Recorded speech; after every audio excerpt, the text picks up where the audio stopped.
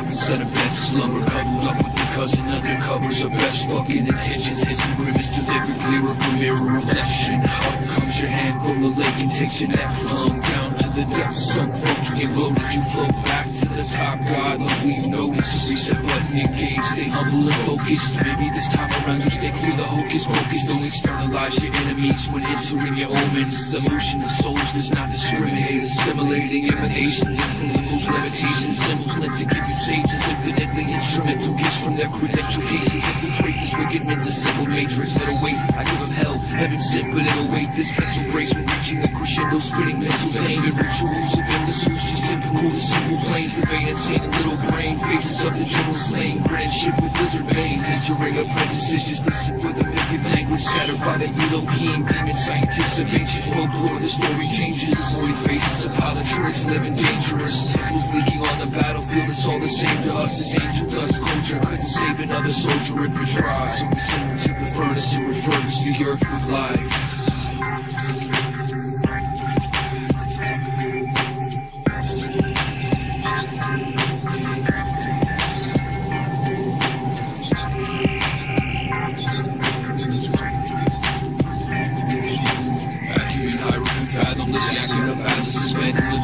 Panic, bandits from amputations, mechanical salutations, break you down like saliva.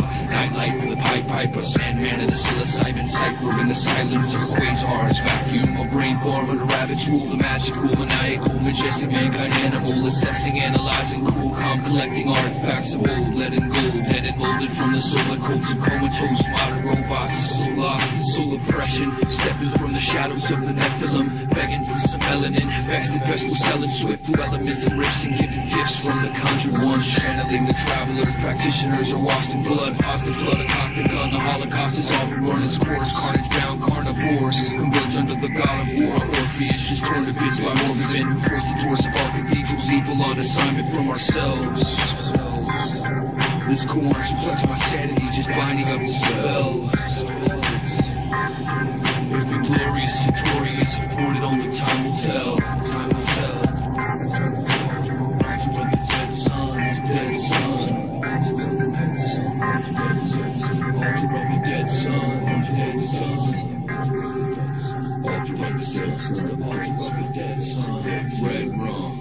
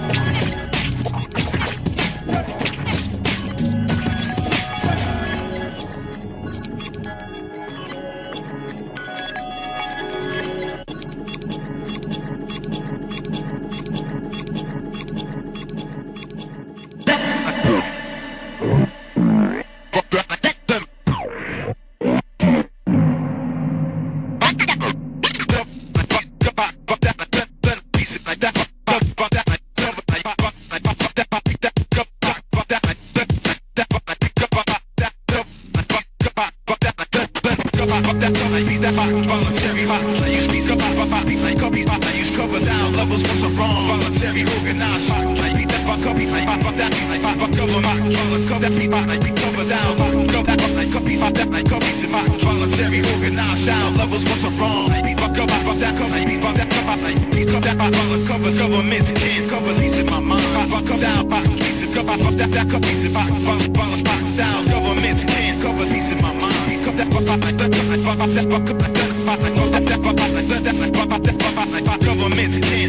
in my mind. Cover these and cover you style. Please come down. Please come down. Piece come down. Please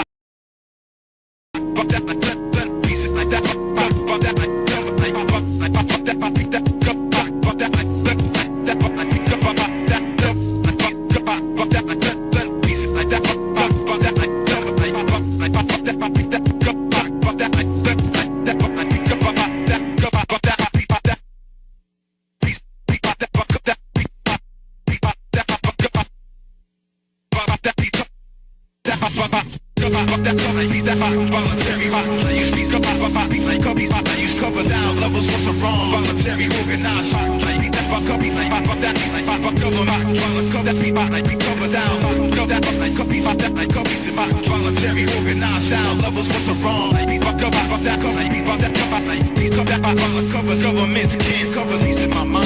Fuck down, fuck these in cover, fuck that copies in my violence, fuck down. Governments can't cover these in my mind. We cover that fuck like that, like fuck that fuck up like that, fuck like that fuck like that, like fuck that fuck like governments can't cover these in my mind. Cover these and cover like you style. We cover that please come down, down.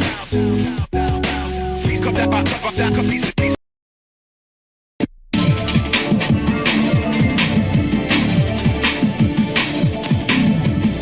Precipitation. It's the platinum reflection with the all seeing retina written out. Gamma tech before mecha terms. I'm trying to describe and do the math for the fact to keep the peace in my mind. I used to rap dumb shot on the dumb and the blind about the food shell get in the definite signs. My pen it wasn't envisioning war. I used to seek the ill, thought to keep it with ill core. I had this speech and I was taught to reveal the source, liberate the I state, and show you the forward, the dual balance. For the natural electronics, the gin is in contempt, wanna shake you when you solid. Come out the frame of emotion when you got them with the four rockers in the 5 times a lot of meditate, navigate the micro, the macro, metacosm phrase. Get real and climb before a mecha snake movers wanna shake my mind. I see the true look in a book of your kind, your acts and your facts. Go down on the line, on earth, your episode got shoddy from acting the roles. New 97 times, is laughing the gold. A productive being dipped in Patron, but not this inflating with knowledge. Embracing my soul before Mecca, taking my intellect to luxury control. Plus the setup, no Christ or Confucius, white hard and diamonds. Can set the net up to catch the jewels from these books of being the last writers and serving the backs. Chapter 6 is in the days when disciples was multiplied. Our evangelistic code script to describe. Black genetic pride kept the moving seed alive. AIG for 6,000 years the devil got his shine. 100 years out of slavery, this rap game is mine. Exercise, visualize, enterprise.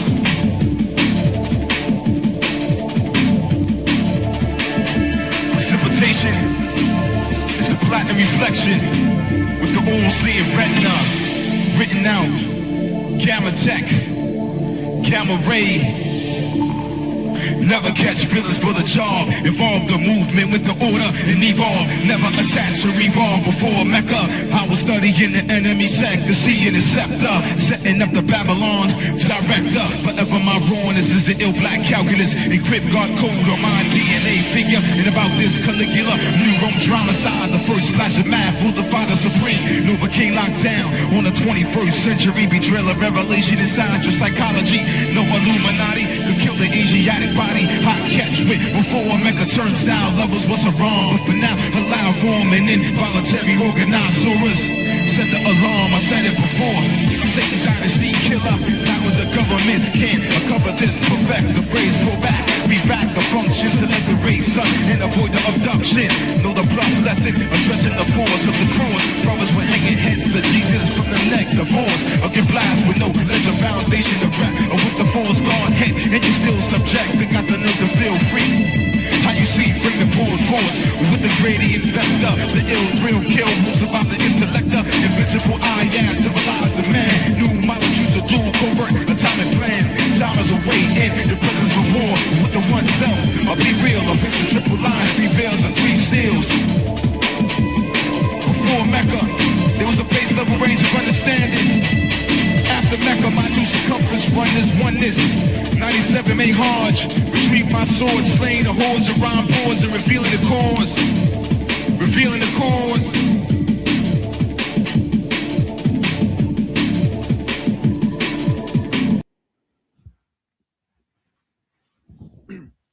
Yeah, welcome to the Machine Lines, where we talk about the lies of the machine on the machine that lines.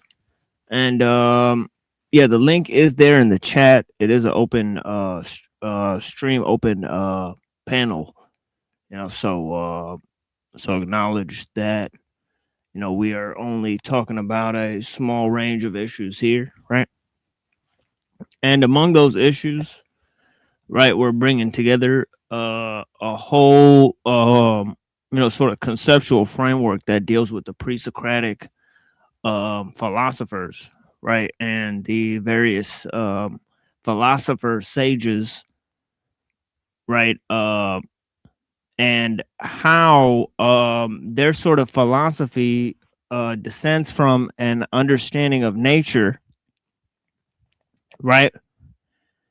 And moving to a sort of abstract principle, right, that is sort of mediated through the use of reason, right? And then finally ending with a sort of pluralism, right? So it moves to a sort of monism, to a sort of dualism, to a sort of pluralism, right? Socrates was sort of before Plato, right? This would be like, in the early 300, BC, right? I would say, right? Right. So if you look up, when did Plato write, right? He wrote in the 300 BC, right? This is when he wrote, right? So let me look this up for you guys. Right. It said he was born in 427 and then he died in 347 BC. So Socrates, if that's his teacher, is probably older than him, right? So I would say like the early 300 BC, right? But I could look that up. Socrates, right?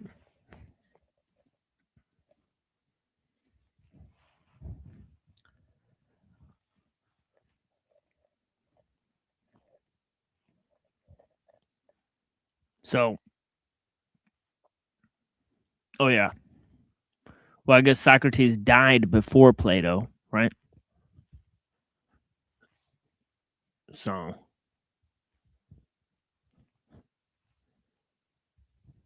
Socrates is in the 4th century, right? Plato is in 400 to 300, right? So so the pre-Socratics, right? Like Heraclitus and Pythagoras, they were like in 500 BC, right? Respectively. So that's the time frame we're dealing with Heraclitus and Pythagoras, right? And of course, they didn't really like each other, right? Heraclitus did not think there was like some sort of underlying order, right, that existed, right? But he did think that there's sort of a intelligent, right, sort of intelligence in nature, right? So he didn't separate being, right, or this idea of the one from nature, right? We got two distinct ideas. One is being and the other is becoming, right? And as I said, one deals with nature and the other deals with time. And sort of, you could sort of look at modernity, right, as a sort of estrangement from both nature and time, right? As I pointed out. So so there's many different ideas, right? One is a compartmentalization of knowledge, right?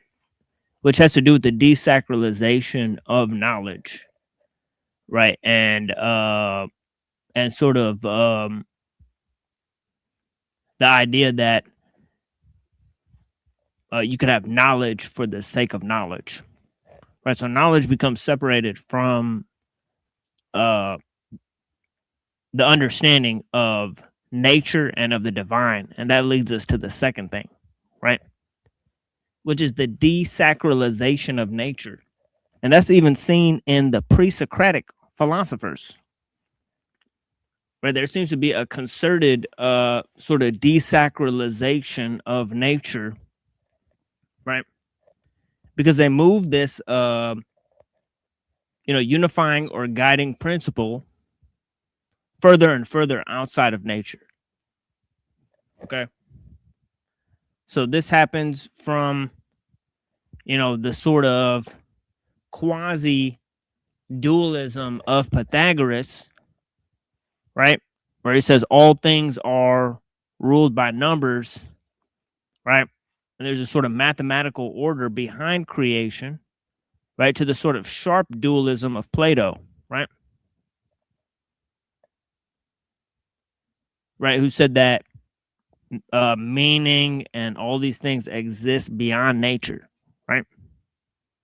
Which the sophists and Parmenides and all these people, they sort of disagreed with Plato in their own way, right? That mind was sort of separate from nature, right? So this idea that man becomes separate from nature, right?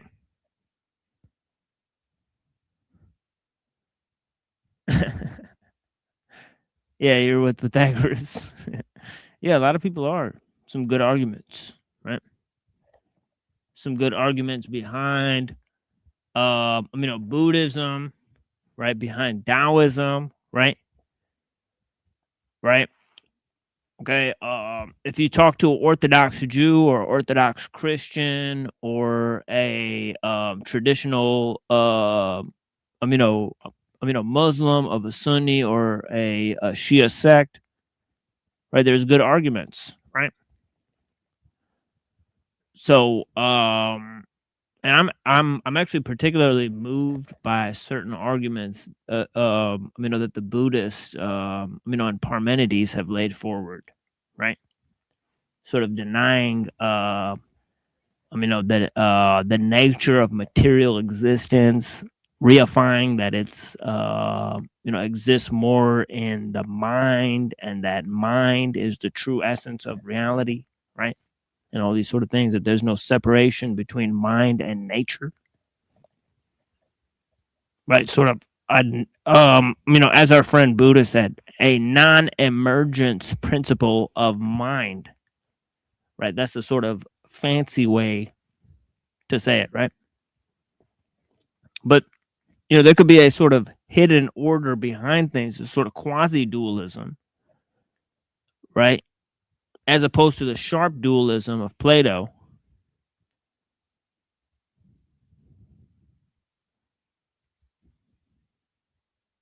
right? Where, meaning is totally separate from nature, right? It's ascribed from the world of the forms, right? So nature isn't self-defined, right?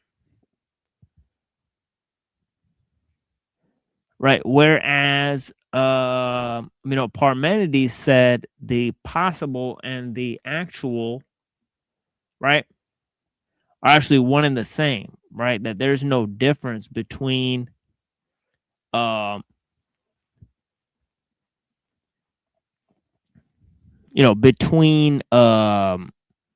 reality and our perception of, and the limit of our perception, right? And that the possible is the actual, right? And that thinking and being are one, right? So he sort of argued that, nothing changes because there's nothing new, right? Within this sort of thinking and being combo, right? And that is sort of what some of the Buddhist philosophers came up with, right? But of course, you can't really do, empiricism, right, in the same way, because you deny that a plurality of things exists within nature, right? So,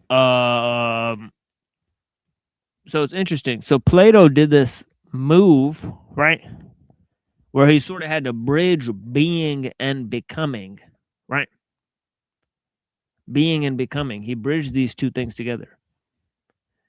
And the way that he bridged them together is to create a third sort of aspect to reality, right? Which is the mind.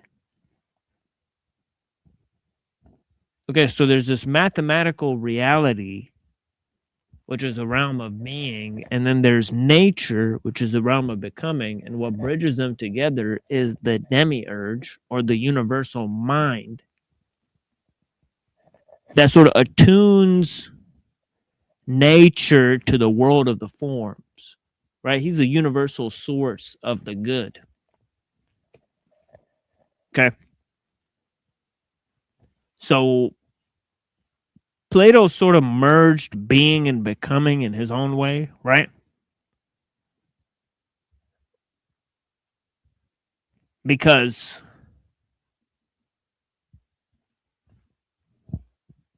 the idea that it was either being, how Parmenides said, that there is no such thing as change, or that there is change, and change is the true essence and nature of reality. Change or strife, as Heraclitus said. Right? They had to figure out which system was correct. And of course, you had to put nature in the realm of becoming, or else you can't perceive any change, right? So for Aristotle, the way he merged being and becoming was to basically say that potentialities exist within things, and this their telos, right, the final cause of what the thing was made for, and that perfectibility exists through change, how things strive for change towards their perfectibility that defines them through their inner potential. So he merged being and becoming by saying that form and matter exist in the same state of being as a sort of potential, right? And so let's go to Heraclitus. Let's move back to Heraclitus, because we were sort of on a idea of Heraclitus. And as you'll see, these ideas greatly affect a lot of different guys that we're going to look at. Right. And of course, the sophists are also important, right? The sophists had this notion that it's not some external world of the forms that defines the nature of things, but nothing actually exists on its own terms, right? But they went a step further than the atomists and said things are not only defined by their sort of relations to other things, right? And the sort of rules of convention, and they said actually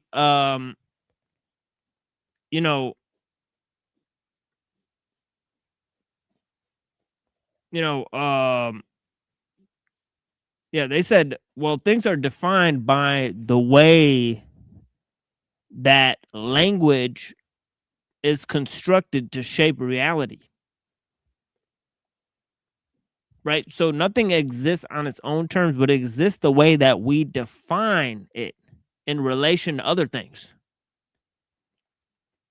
So they had a whole different idea. So this is the whole debate of mind versus language, right? Which is primary, right? Do symbols exist in the mind and then they define reality, right? Or is it the other way around, right? Does language impose meaning on reality? Okay. And this was the debate between Protagoras and Socrates. We'll see. Right? Protagoras said man is the measure of all things, right?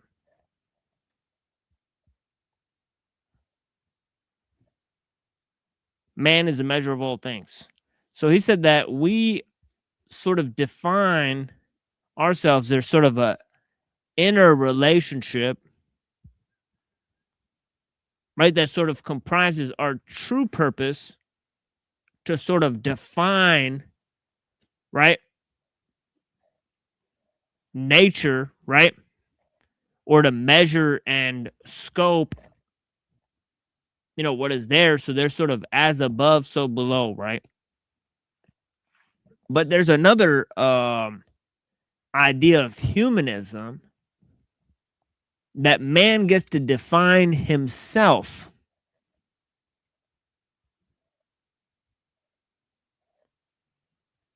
And this is a much broader notion. This is more like what the sophists had in mind, right? That language defines reality. And there's no true essence to things.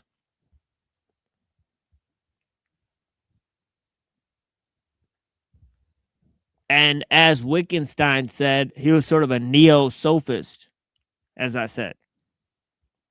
That the limits of our language are the limits of our world. In an early quote that he wrote. So Heraclitus said that the logos is this energetic, intelligent force that sort of shapes and defines all things, but it doesn't imbue order on things, but it sort of puts them all at odds with one another.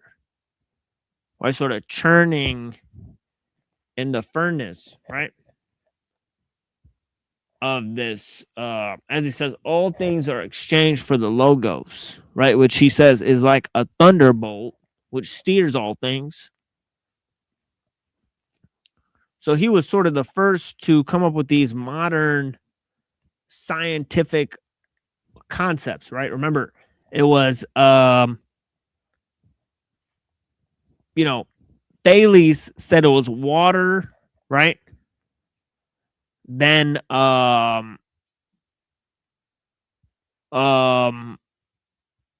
Anaximander said it's the indefinite which steers all things.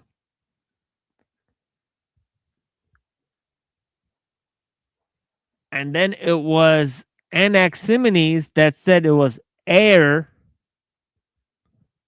which sort of is this.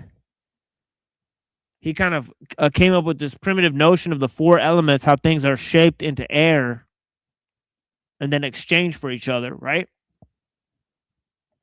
And then Heraclitus, for lack of a better understanding of what he was truly saying, he said it's fire. But it's more like this intelligent, energetic force, that courses through all things, setting them at odds with one another, right? This chaotic energy, right? And he was sort of one of the first to define nature in this way, right? So anyways, let's go ahead and look at a little, because we've been looking at some of the fragments of Heraclitus, right? And we'll continue with that on tomorrow's show. We've looked at many of Heraclitus' sayings, right? He spoke against Pythagoras, right? He spoke against Homer, right? He spoke against Xenophanes. He was an avid critic. He retired to the Temple of Artemis. And, I learned by way of unseen warfare that the Apostle John, who actually wrote about the logos,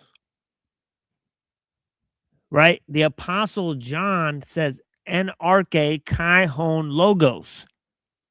right? Meaning in the beginning was the the ruling principle, the thing that governed everything was the logos. And of course, the apostle John was from Ephesus, the same place that Heraclitus was from. Right? And Heraclitus used the same sort of terminology to refer to a different concept, right? Where he said the logos sort of governs or steers all things, right? But it's not sort of a personal being for Heraclitus, right? But it is sort of intelligent.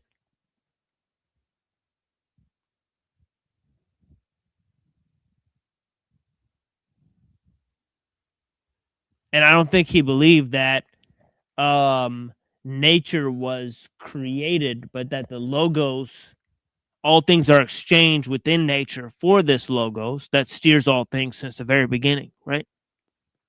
So everything is subject to change from the very beginning, right? So in the prologue of John, the logos is used to refer to the second person of the Trinity, right? That God created the world through, meaning that God created the world through the second Adam, right? Yeah, in the beginning, change. Exactly. Yeah, blessings to Freedom Grower. Yeah, I'll drop the link again here in the chat and see if anybody wants to come up, and we'll look at our little thing by Angie Hobbs, and then we'll move to looking at Philo in the 1st century. And as I said, today will be more of just looking at a few sources for the show that we're doing. Obviously, we read an entire article about Philo's opinion of sort of antinomian sects of Jews, right? But he was also a sort of Hellenophile. So he was not a speaker of Hebrew, and he interpreted certain of the biblical text under the interpretation of Greek philosophy, right? And he took a sort of allegorical understanding of most of the text of the Bible, right? Like, for example, he thought of the flood to be a sort of purging of the lower base elements, and he didn't believe that a global flood actually took place, right? But it was sort of this purge or cleansing of the sort of, things that you don't want in nature, right? And like sort of sin and all this sort of stuff. So there's a sort of version of his sort of allegorical interpretation, how he used Greek philosophy to interpret the Old Testament. And of course, he did not speak Hebrew, and he lived in Alexandria, right? So anyways, all of these thinkers, right, are highly relevant. Heraclitus, John the Apostle, and also Philo of Alexandria, right, who wrote, I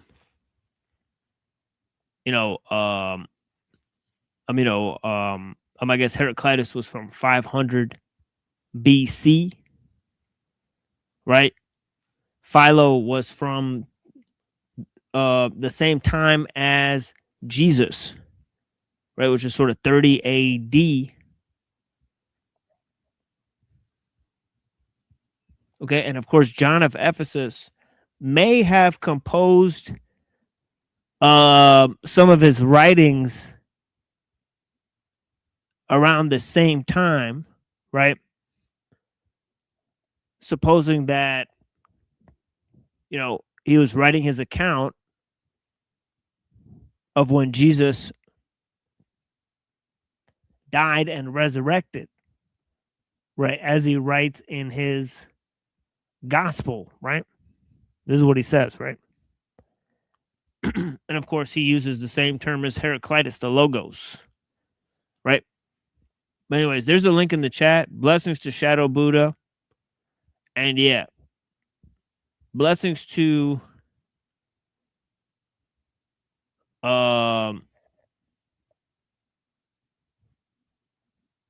yeah, peace. And yeah, who else is out here? You tell me, Andy, Jake, Moontan, Emperor Lord, Bear Jew, Lizard Tree. Yeah, I appreciate you guys. Calyx. Yeah, I appreciate you guys. All right, let's move forward here with Angie Hobbs. I'm excited to see what she's got to say. Blessings. So, in a sense, flux, change, movement create identity. But also, we can say, well, yes, but beyond a certain level, change is also going to destroy identity. There's going to be so much change that we're going to worry about whether you can still call it the same river.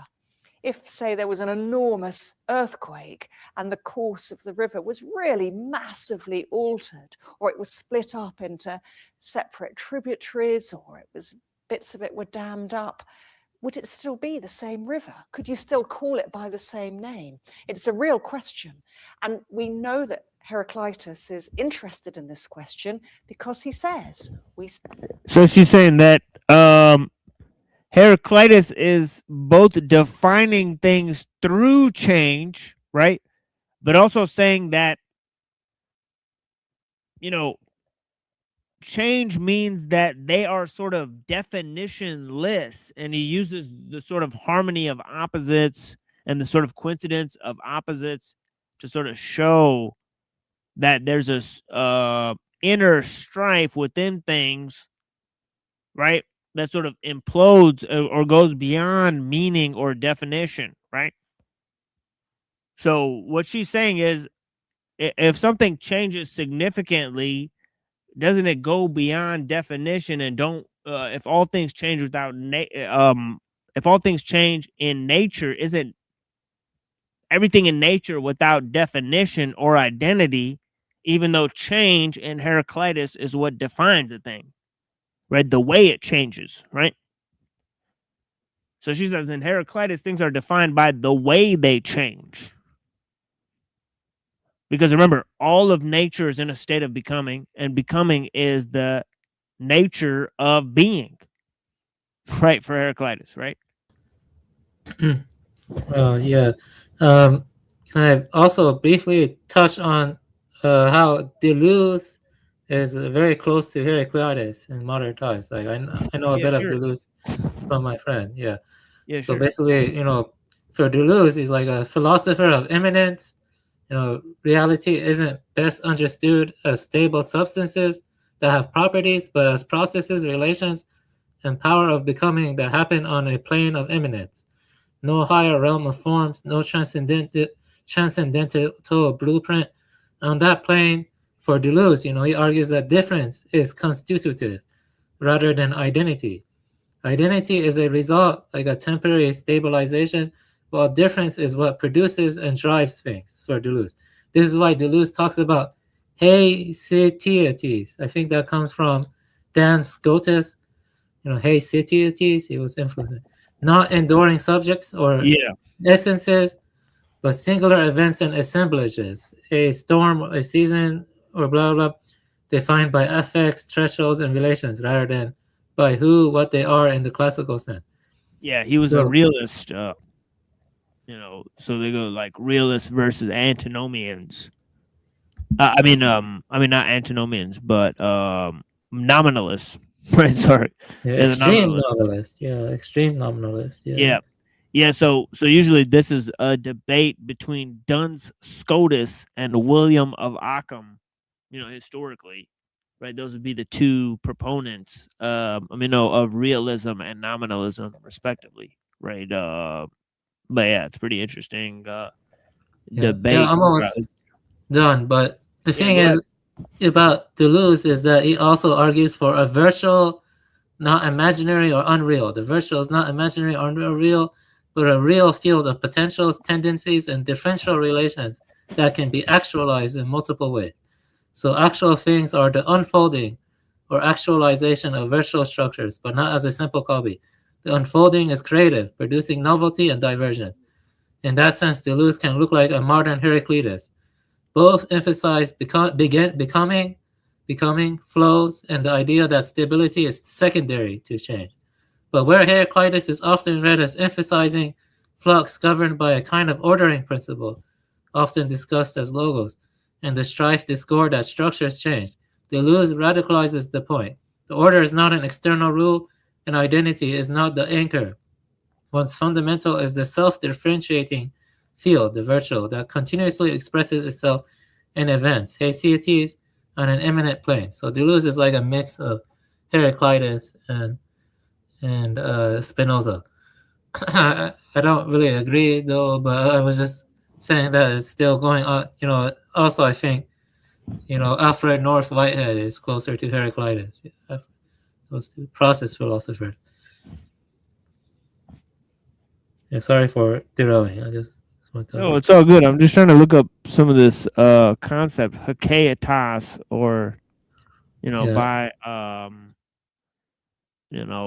Duns Scotus, right? And I know I have this in the Copleston book, but I don't really feel like. Yeah, here it is. Right, so let me pull this up so people have maybe a quick reference for this. Right, it says, yeah, literally, Haseati or Hakeati, right? And here it says hexitas,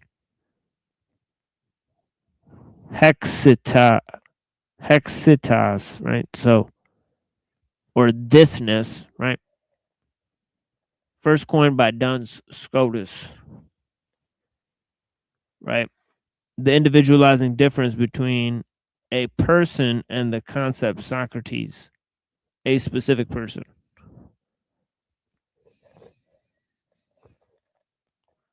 So he was a proponent of realism, and this is a central concept within it, right? That means ideas have real existence, right?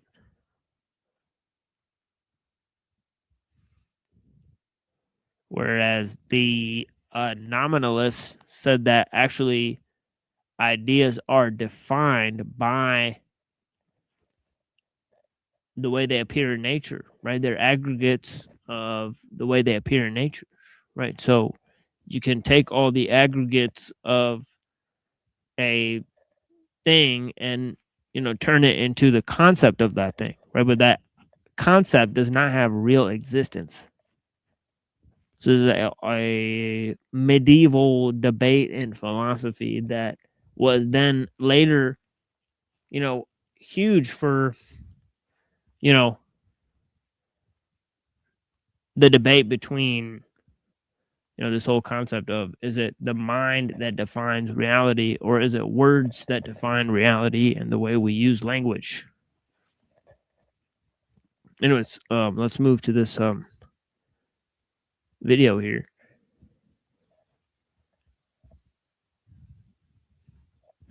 And of course, there was a lot of different thinkers that came to the conclusion that, things cannot be defined, right? That there is no real, nature or definition, right?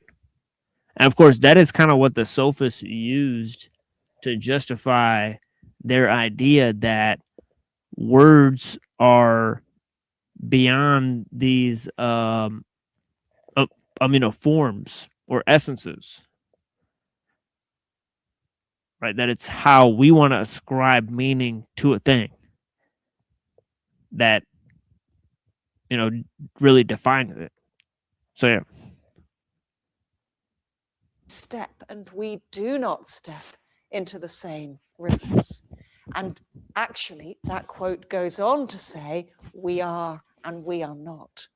And I think he is showing us that he realizes that flux both creates but also destroys identity. And this is a question that has real ethical implications for our own lives, because people change over time. And you may make a promise to somebody, say at your wedding, to a particular person who you know and who knows you. Does that promise still have a hold over you years later if the person you made the promise to has been hugely altered, say by some tragic degenerative illness such as Alzheimer's or through an accident? Or are you still obliged to keep your promise of loving and cherishing until death somebody who no longer recognizes you and maybe has been in a coma for 10 years? So there are real ethical implications to this question of what is the relationship between identity and change. All of us change all the time, every day. Little bits of us are rubbed off. We acquire new beliefs. We forget some old beliefs. In what sense, if any, are we the same person? What kind of obligation do our friends and relatives still have to us? So it's not just a fascinating metaphysical question, it's a really important ethical question as well. Can I comment on this quickly? Just want to comment on it quickly.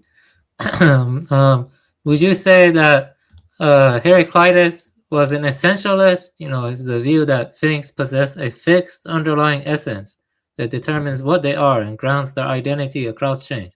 Would you say Heraclitus was an anti-essentialist or an essentialist?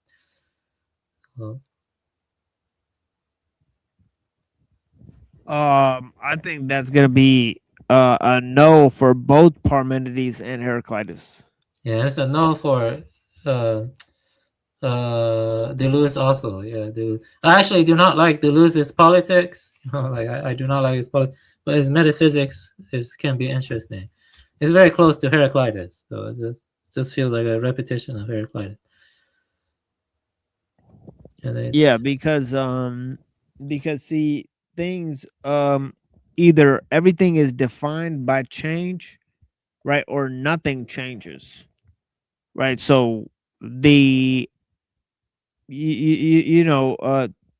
separate things are not defined by their essence, right? You would need some sort of dualistic system, right, where essences sort of communicate with the material world, right, of becoming, right? And that's what I was explaining, that Aristotle and Plato sort of invented such a system, right, Yeah, to sort of merge being and becoming. But yeah, I have something mind-blowing to tell you right now. And Nagarjuna, in Nagarjuna, right, he is mind blowing. Yeah, the absolute is closest to Parmenides.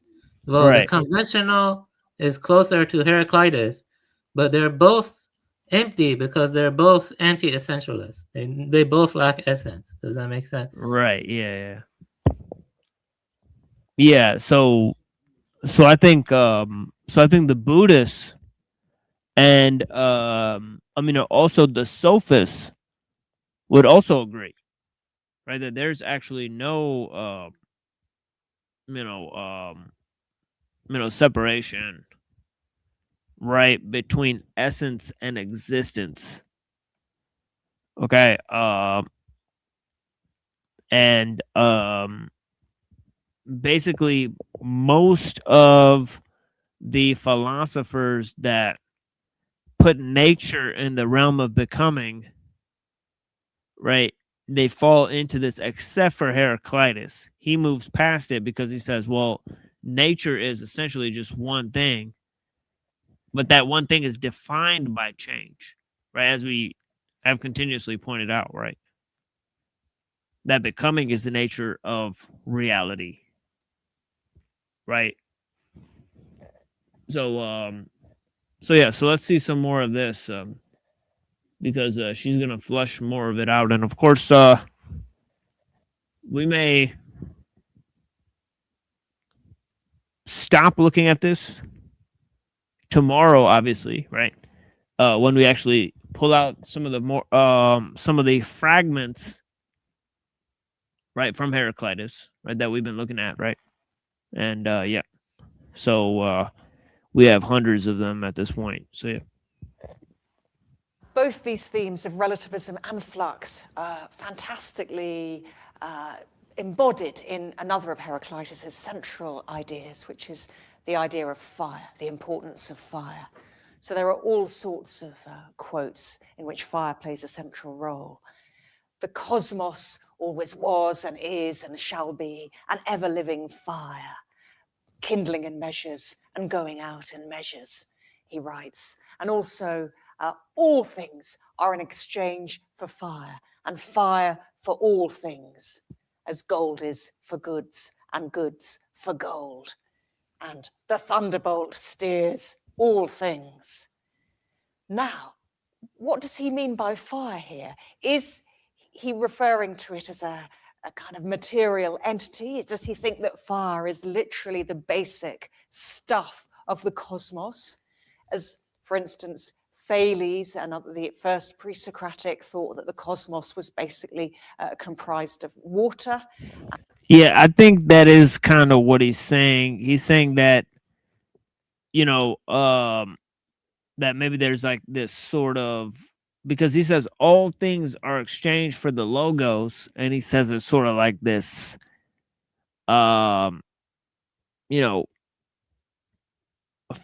or thunderbolt, right? So I think he's saying it's at the heart of, matter, right? So matter doesn't exist as much as the logos exists, right? Matter is all subject to change, right? But the world is just made of one thing, which is the logos, right?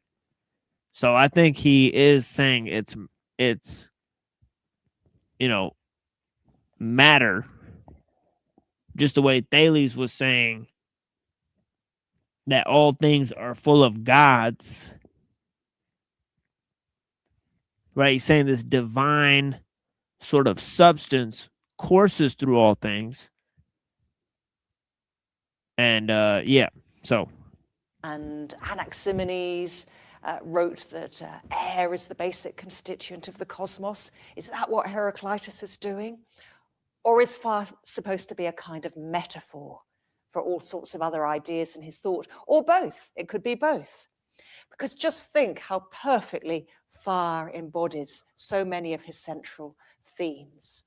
Fire is always flickering, it's always fluctuating and moving, so it's perfect for flux. It also appears differently from different perspectives. It both creates and warms and illuminates on the positive side. Of course, it can also destroy. And it always transforms. It is a profoundly transformative entity. So absolutely perfect as an emblem of so many of Heraclitus's motifs. And just think, imagine you're an ancient Greek and you're living in a Greek village in the countryside, out in the mountains. Imagine how important fire is going to be in your life. Not only is it the only way of creating illumination after dark, apart from the moon and the stars, fire is all you've got. But fire, again, is an absolutely central image in the blacksmith's forge, in the baker's oven, where people would take their dough for, to bake in the communal oven. It plays a crucial role in religious rituals. And again, fire is created at this time through friction.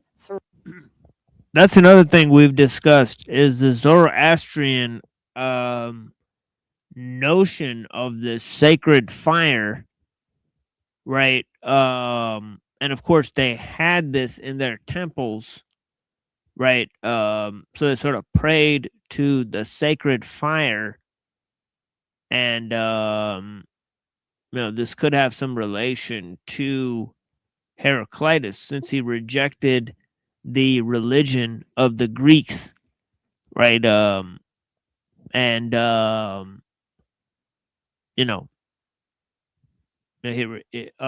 it says, he reclined to the temple of Artemis, but I don't know if he would have followed any of those gods, since the types of things that he wrote, right? Rubbing sticks together. And as we're going to see in a later discussion of Heraclitus, war, strife, friction are absolutely fundamental elements of his thought. So fire is the completely perfect emblem to sort of sum up Heraclitus's thinking. In a way, he's trying to create a philosophy of fire, if you like. Heraclitus's theories of relativism, flux, and fire all have really interesting implications for his theories about language and the importance of human language, which takes us back to where we started, because language is one of the ways, as we saw, of translating logos, the opening theme of his book. So if we live in a world of flux and change and shifting perspectives, where does that leave human language? Does it mean that we can't ever accurately map out the world and divide it up into discrete identities? Because how would you do that? Because identities are always shifting and maybe can't even form in the first place. Or does it mean that we have to really... So it looks like Buddha fully anticipated this point with what he said about, the deconstructionism, right, and all that, this whole concept, But yeah, so the whole concept with the sophists and Wittgenstein and some of these people is sort of it is a sort of radical rejection of Plato's forms, right, as I'm pointing out. Hang on to human language as our only means of creating any even spurious sense of order to help us negotiate our way through this confusing, shifting, disorientating flux. So flux, perspectivalism, and language, as I said, you could come at it two ways. You might think Heraclitus's theories make language less important because they limit the possibilities of what humans can do with language, or how much we can know and express through language. Or you might say, no, it's the opposite. Humans desperately need language to give them any kind of stability whatsoever. Otherwise, we're really on a shifting sea and we're completely lost. Now, we're going to be exploring these key relationships between flux and perspectivalism on the one hand. Okay, so I'm going to play some music and we'll be back in about 4 minutes. Yeah, blessings to the people. And yeah, so when we come back, we'll have discussions about Hellenism and its spread to Alexandria and the Alexandrian Jews and their relation to the this whole scheme that I laid out in the beginning of the show, right? So I hope you guys enjoy this, and yeah, we'll be back soon. Thank you for being here.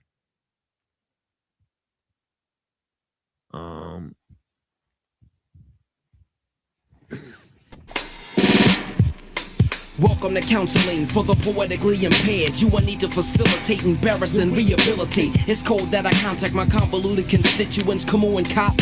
We come to cloud of clans, cognizance, conveying craps across cross claps, credits, and compliments. I'll absorb and emit you as a liquid incipient. you, then piss you. Fake as trachea is my commode for swallowing a medicine ball would be a lighter load. Most haven't the right to hold, you're dumbfounded often. When scripted soliloquy, a triple millipede and drown a dolphin. We concentrate so comprehension takes patience. Feats to keep a genius out of sync like a clean dish, take him off of his dean's list. Jakyle testify, I came in the pics and stayed in the mix like the letter I. Solidified teams, ravines, and molecules took flight. Now that you're sweating, I know what estrogen looks like. What I invest in, compressment in the chessman. Defining me is kinda like the 27th letter or better, mega. Out of my audience, 50% are enlightened, and the other half are frightened. I'm an obnoxious motherfucker that'll leave 1,000 rappers moping. Grab the mic, I close it down and say this shit's no longer open. It's my mic, and if you attempt to grasp, like me using my bare hands to tear your pet donkey in half or rip your ass, your fate is fed to you by force. I'll take your head and lift you up and throw you off the stage and make you break a leg. Ain't no fucking with your guy, hoe cake. My style of fold, you try to see me, and you'll see me leave you with a case of glaucoma. Who you raising your voice at? Still trying to keep your face? My fist will take the resin out your voice and decrease the bass. You fucking with me only proves that you're a bold fool. Your style was like adult education, cause it's old school. You last time, I crash your computer style like My name is YK, I'm here to shut your ass down. and the skill is what you think you kicking. I'll assure you, chicken, that your skill is non-existent. Like fat-free chitlins. After I'm done fucking your girl, you can defend your honor. We can have a freestyle contest to win against your mama. We all know that you a virgin who ain't been sticking like a farmer who's angry with his poultry. You choke your chicken. Keep trying to walk your talk, let's see how long you maintain. I'll paralyze your cerebral cortex and make you a lame brain. Pimps, players, gangster rappers, you and your bland whores. I knock you out the box like a homeless nigga's landlord. I'll designate the place to battle. You'll be too frightened like Clash. Of the motherfucking bitch ass Titans. Nigga, get off the stage, your rhymes are too vaginal. I throw a punch to your spine and have you walking diagonal. So who taught these pussies to speak when I'm spoken to? You concentrate on rap, nigga, I'll concentrate on choking you.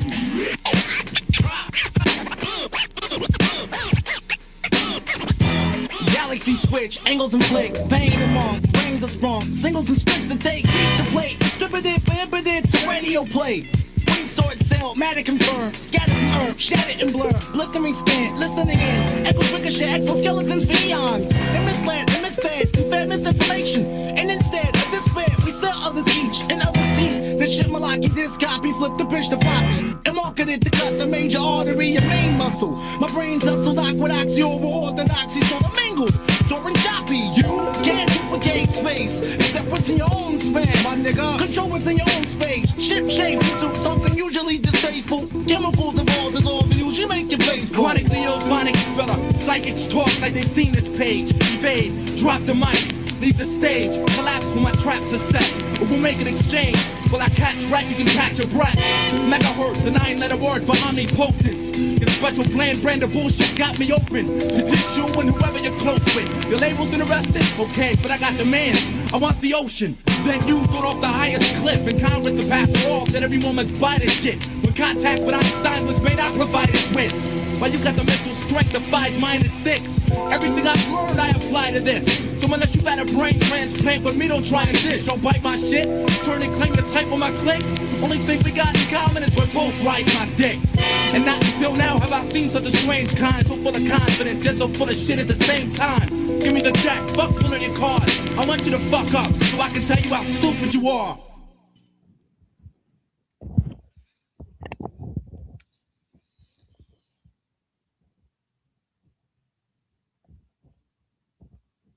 All right. Welcome back to the stream. For people that are watching here.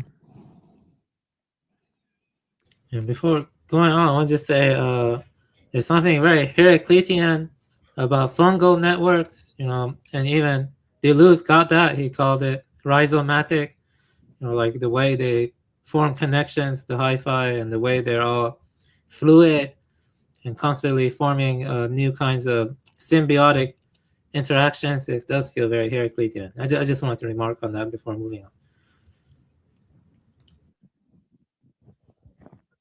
Yeah, I think I read in one of those books that they thought that evolution was Heraclitean. And of course, the whole pathway between Anaximenes, and Anaximander and Thales, right? I think it leads to Heraclitus and to Plato. right? Whereas Parmenides, I think the road swings off because, as I said, you can't observe change, right? And that's sort of the conclusion that Zeno came to, right? He had all these equations for sort of like how you can deny that change actually exists, right? That motion doesn't exist, time doesn't exist, right? Space doesn't exist, right? Sort of went through the entire rigmarole to sort of describe how you can't observe change. So yeah, did you want to comment on that, Buddha, before we? So you're saying that Anaximenes, Anaximander, and Cloacus, right? That those they led to Parmenides and Heraclitus, and then it led to, like, I think Xenophon. He was arguing there is no change and stuff. Or am I misremembering?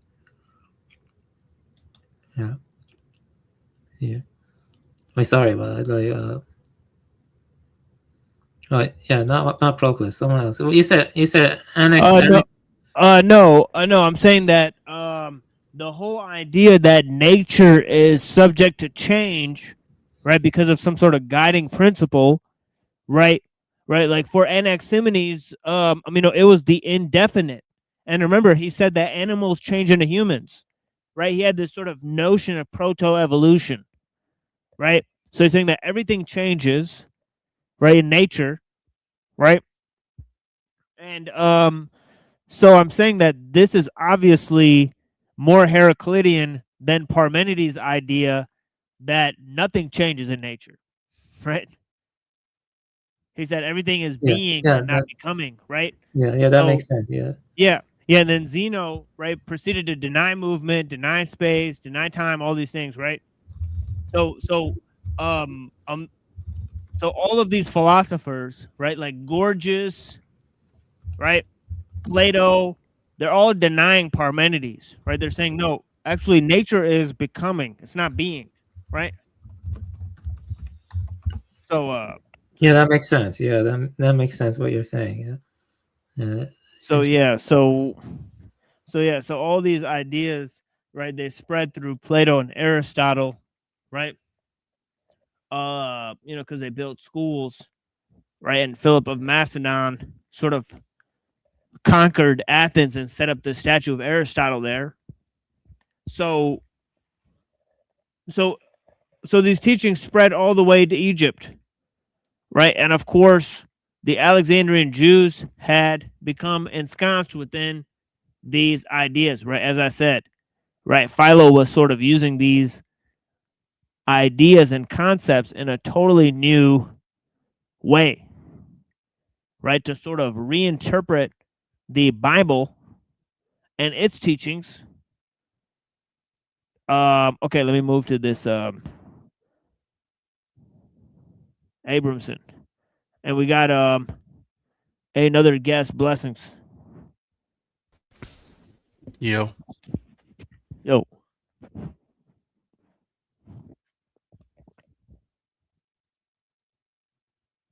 All right, let me move forward here. Yeah, made yeah, let me do you guys have the link? Let me drop this again for you guys.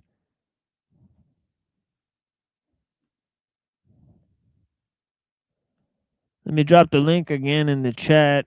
Anybody wants to come up, we're just watching a couple videos. Anybody's free to comment on it. I mean, it's there. You don't even have to scroll up very far to get it. Okay, yeah.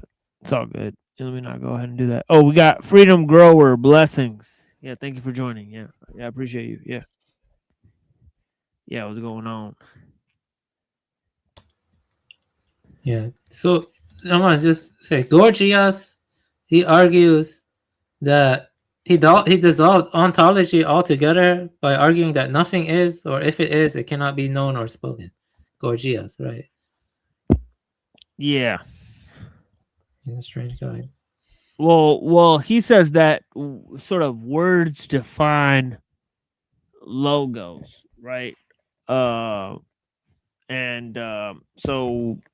so there's sort of an inverse relationship, between the words and logos, where the words sort of rule over the logos, right? So it's not the logos that defines the words, but it's the words that define the logos of each particular thing according to how we ascribe meaning to it, right? So this is why they said rhetoric is sort of the master of all the arts, right? And they said rhetoric is sort of the thing that combines all arts, and it was sort of the primary aspect of the art because it explains each thing, right? So they said if you want to teach people, you have to use rhetoric, and the highest sort of learning is politics. And this is what sort of Thrasymachus argues in the Republic, right? Because Plato is sort of recounting these teachings, right, from Protagoras and Gorgias, right, and all these different teachers. And of course, the sophists were the main teachers in Athens, right? It's Plato and Aristotle who sort of replaced the teachings of the sophists, right, in Athens. Yeah, it makes sense. And yeah, you were also saying Plato is, and the poets, the sophists and the poets, right? Because the poets sort of describe the religion, right? Because they had these visions, right? They're like sit in these temples and have these visions, right? And then the sophists would sort of ascribe the learning of politics and language and all these things, right? So yeah. I'm sorry. Go ahead, Buddha. Yeah. So you also said Plato is closer to Heraclitus because, Plato puts the Parmenidean being in the realm of forms while assigning becoming in the sensible world, whereas Parmenides didn't even assign any becoming to a sensible world. So that makes sense. Yeah, and he said the sensible world and the mental world have no separation.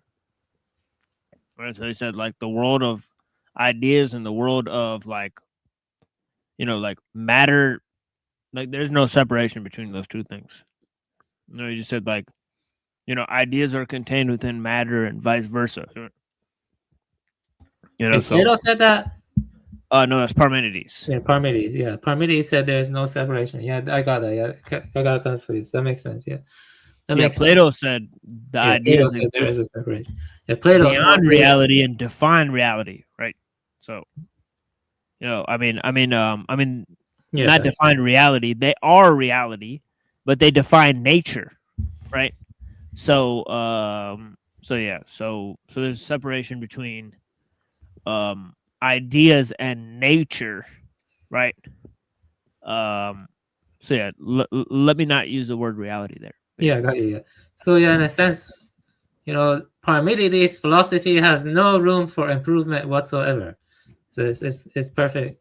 It has no room for improvement. It's done. Yeah, Parmenides. Okay. That's interesting. Right.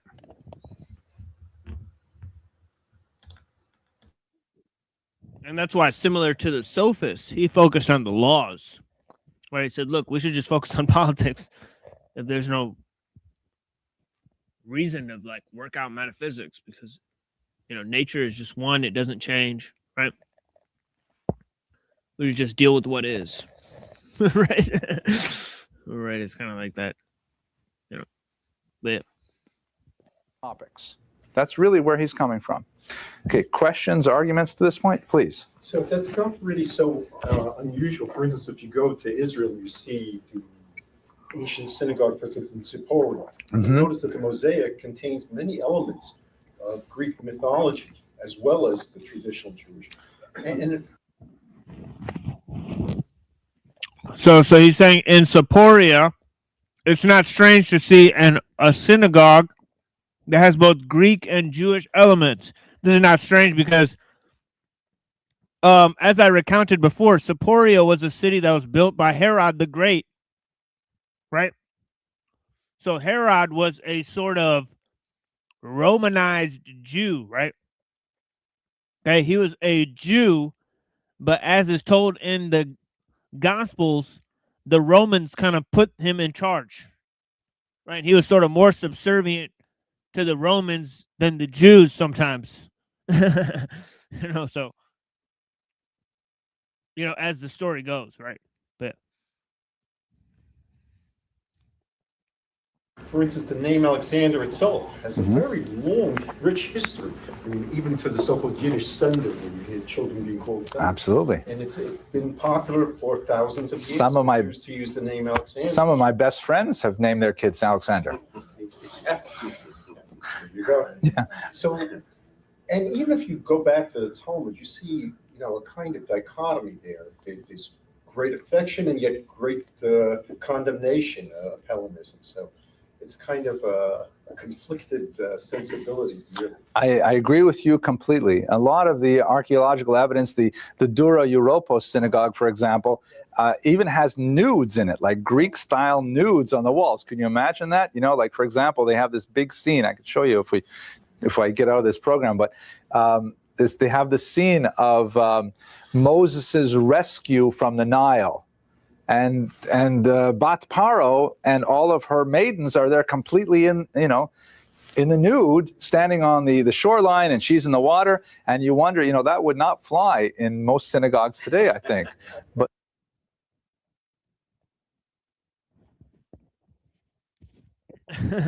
so he's saying that these Jews had clearly either imbibed the Roman culture or they were already sort of multicultural. Of course the question remains, but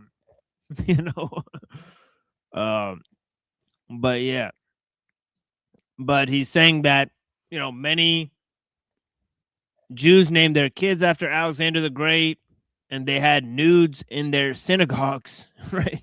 Which is weird. so definitely, You have all the songs of the Zodiac. But it was not weird for the Greek temples. Remember, right? They had the statues, right? Of course, all the gods were nude, right? And they didn't care about that, right? So, Yeah, on the mosaic. Right. Sure.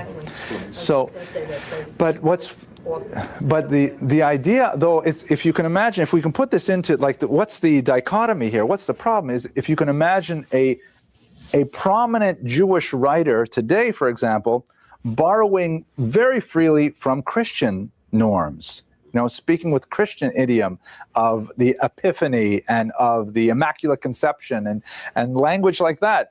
And especially ignoring traditional rabbinics completely, or effectively completely, you would say, well, is this a representative of the Jewish community? Is this an authentic kind of like mainstream idea? Because Philo was a mainstream guy. So what we have to think about is maybe that's the way all of Alexandrian Jews were, so heavily Hellenized. But let's take this back a step. This is like saying the Hashmonaim who fought in Hanukkah lost, because this is 150 years later, and look what's going on.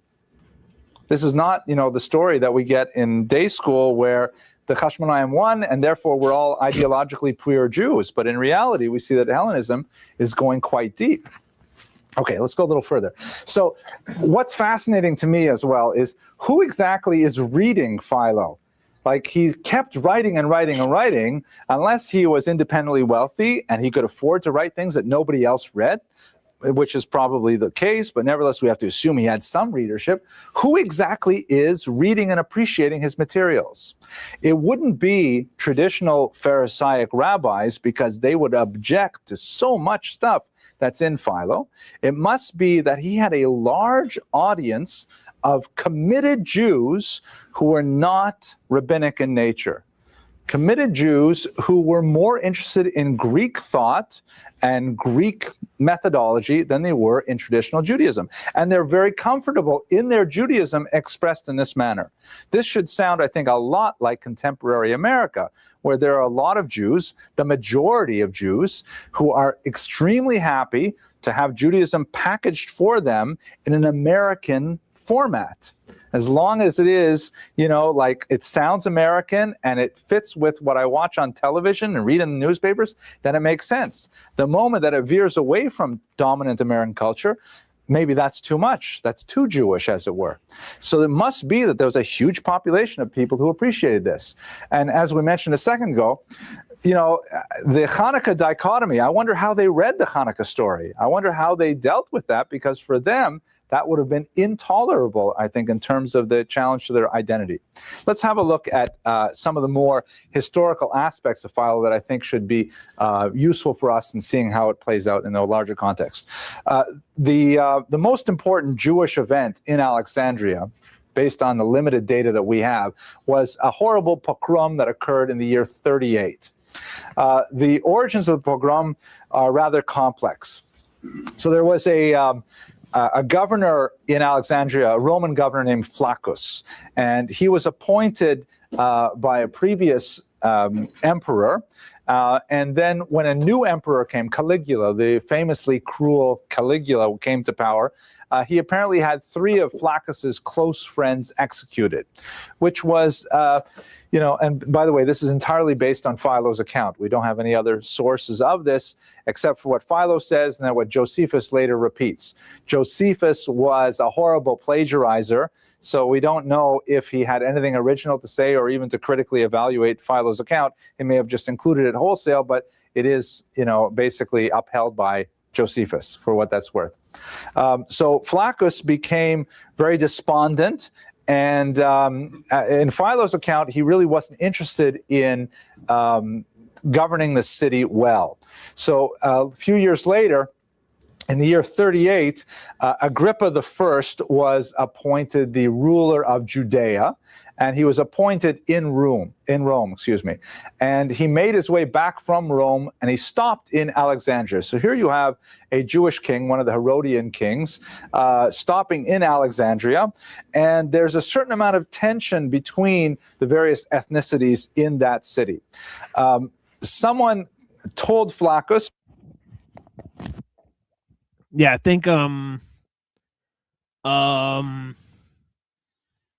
they are directly Philo's family is directly linked in with the Flavians, right? So we sort of discussed that, right? So and the Flavians are sort of linked into Herod's family. And I believe there's intersection between Herod's family and Philo's family as well, right?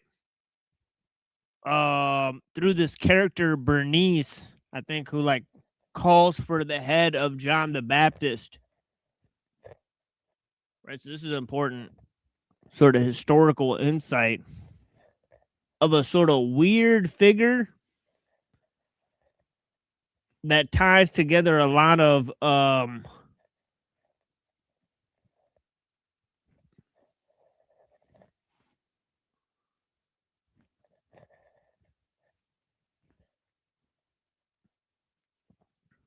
ideas. Yeah, hold on.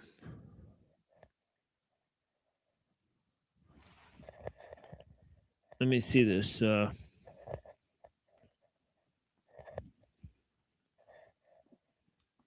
But I'll play this while I find this, because I will find it if I look up.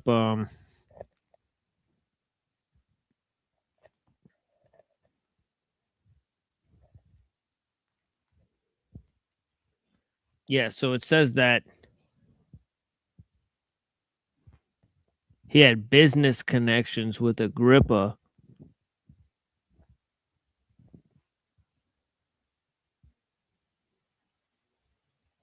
And that Marcus Julius Alexander was the first husband of Herodian Princess Berenice.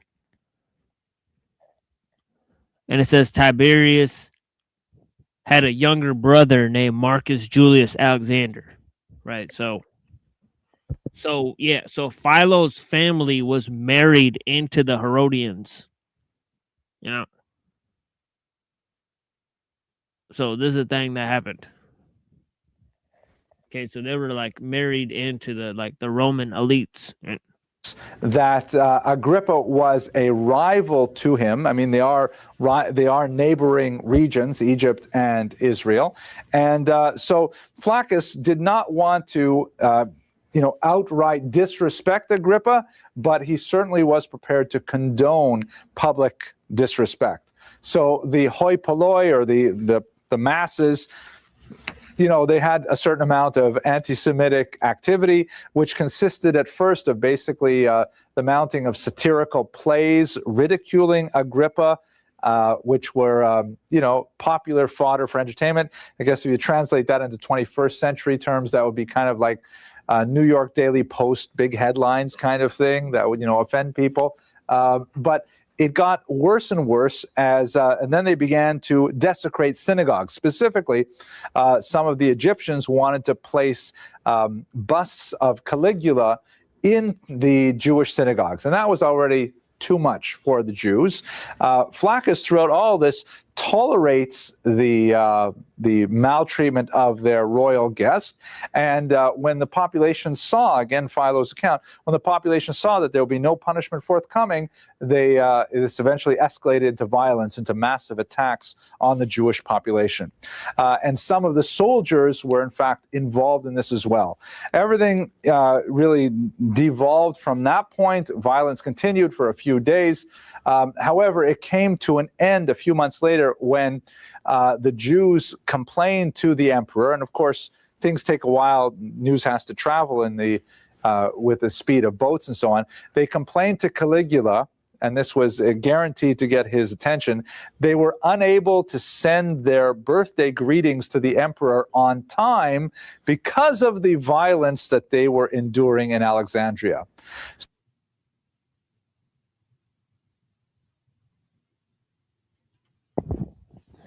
Okay, so I'm going to play this for 2 more minutes, and then I'm going to introduce the writings of Ibn Tufayl.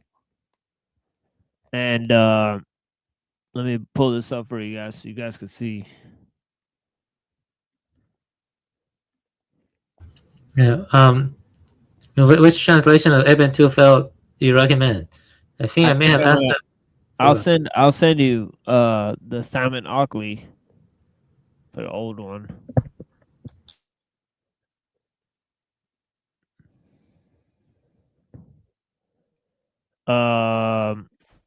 So here's this guy, right? And he was a contemporary of Maimonides. And of course, we're looking at Maimonides, and of course, he's influenced a lot of different thinkers. Right? It says there.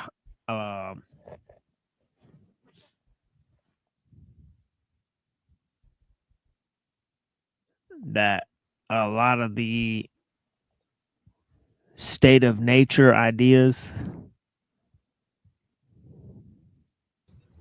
right? It says the English translation by Simon Ockley was published in 1708. So 1708. It kind of sounds weird.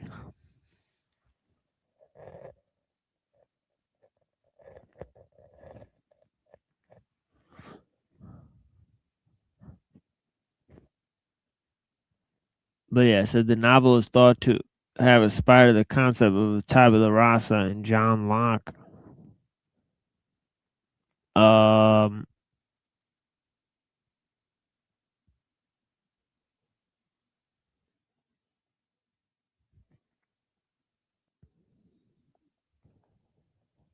Samuel Hartlib.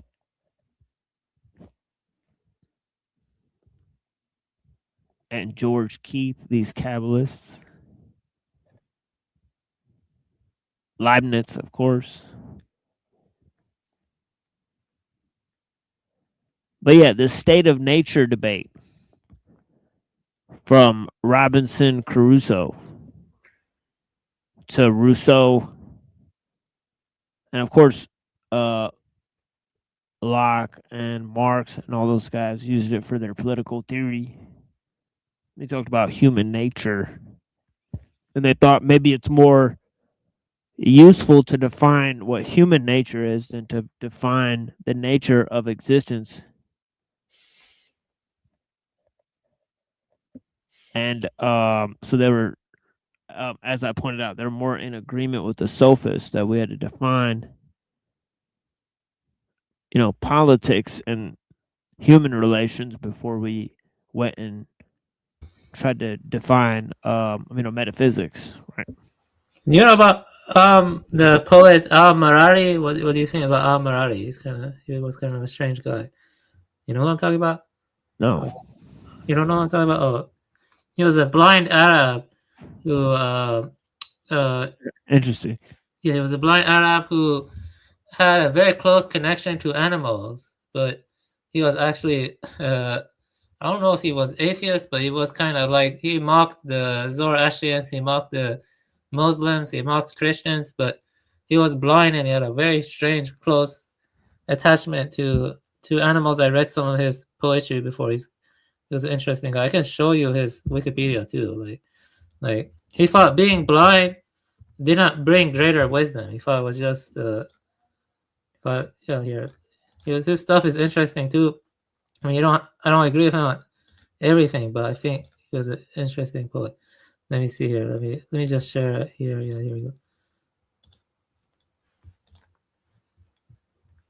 He's kind of close to that guy because somewhat, not in terms of being interested in animals or something, and both being Arab. Like, I just want to show a little bit quickly, and then you can get to that stuff. It's just like 2-3 minutes. Oh, whoops. Yeah, here it is. Sorry, guys. There's no problem. And so basically, he was kind of, I don't think he was really atheist, more like a deist or something, but he would like, kind of like. Yeah, that's how Ibn Tufayl is. He's kind of like a deist. Yeah, so they are similar. Yeah, they are very similar. Yeah. But he had a very close connection to animals, 973. Maybe Ibn was influenced by him. I wouldn't be surprised if he was influenced by him. When was this guy? 973. Yeah, so maybe, for sure. Yeah, because that's like 200 years before. I think he was definitely influenced by Avicenna, and he mentions Avicenna in the book. So yeah. Yeah, I don't think Al-Marari was influenced by Avicenna, but he was. Let's see here. He advocated social justice, lived a secluded ascetic lifestyle. He was a vegan. Like, do not desire as food the flesh of slaughtered animals or the white milk of mothers who intended its pure draught for their young, or something. He's kind of interesting. But he was very pessimistic because he was born blind. That's just kind of sad. But he had a very close connection to animals. I did read one of his poems. I forgot which one it was. But yeah, he was an interesting figure. Yes, they were dictated then.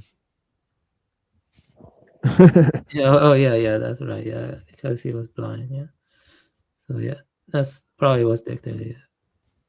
So he lived secluded, opposed all forms of violence. Many people don't realize, but the Arabic or Islamic world back then was very interesting. So, yeah, lots of weird thinkers.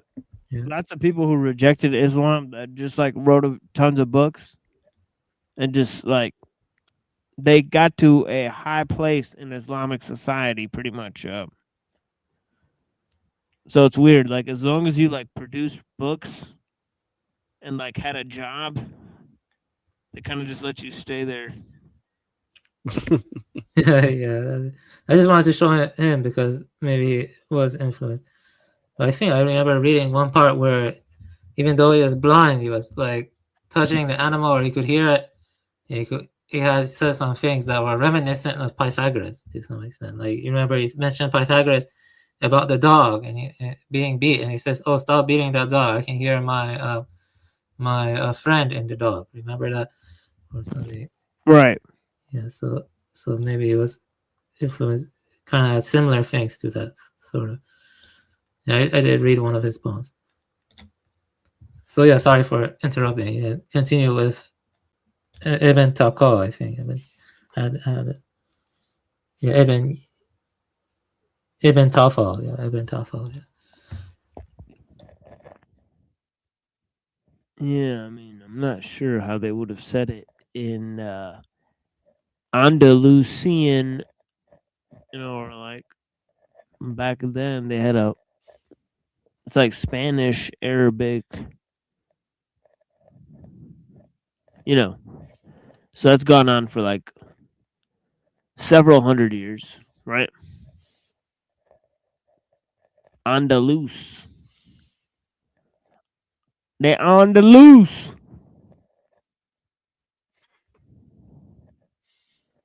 Toledo.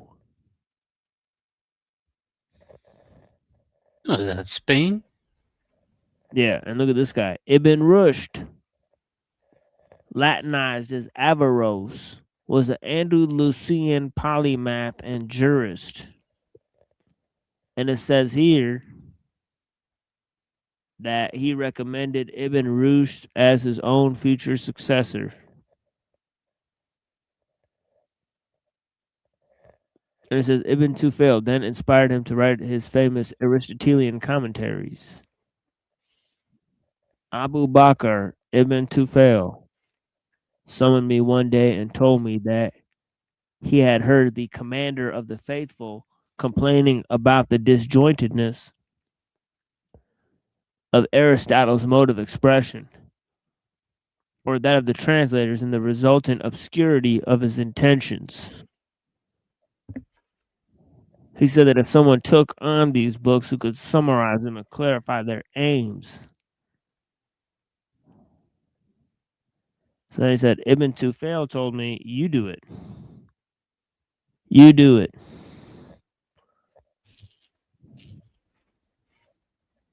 So the famous translations of Aristotle were actually encouraged by him, the guy who produced this work, where it's all about nature,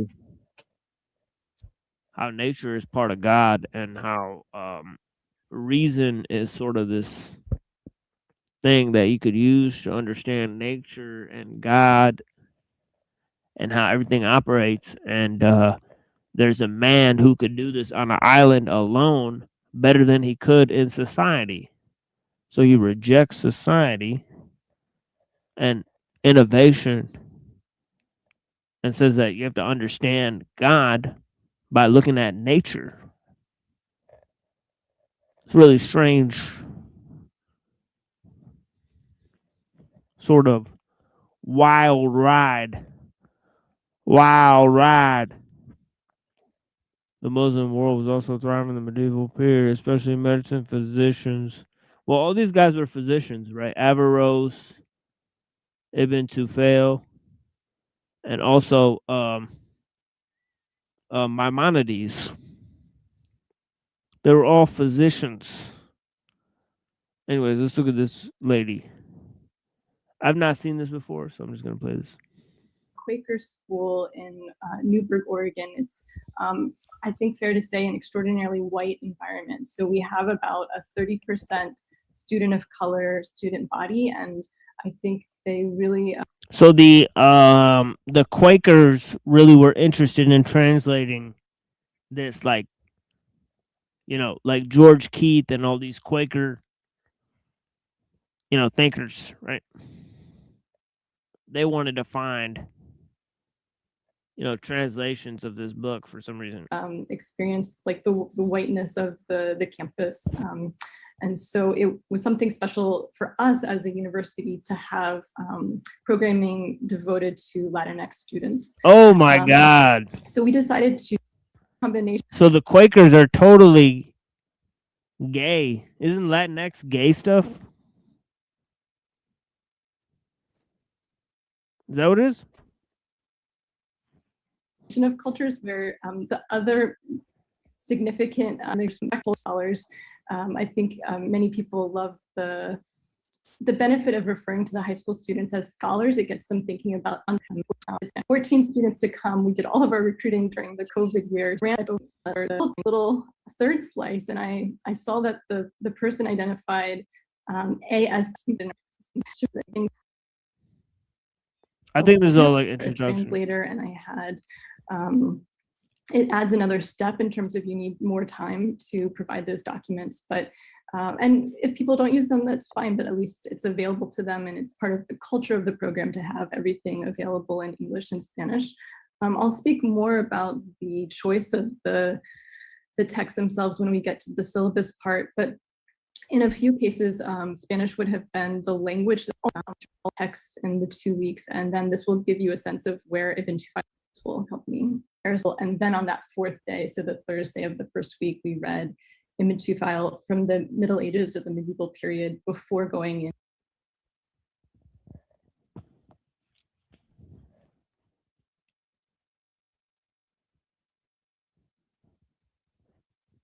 Oh no, I may have to find another video because it doesn't seem like she's talking about the book at all. I'm already like 7 minutes into this video. It's like 32 minutes long. It's called, here, hold on, let me see what it's called. It's called Heather O'Hannison on How I Teach This Text, Ibn Tufayl, Hey Ibn Yaksan. So I was actually interested, right?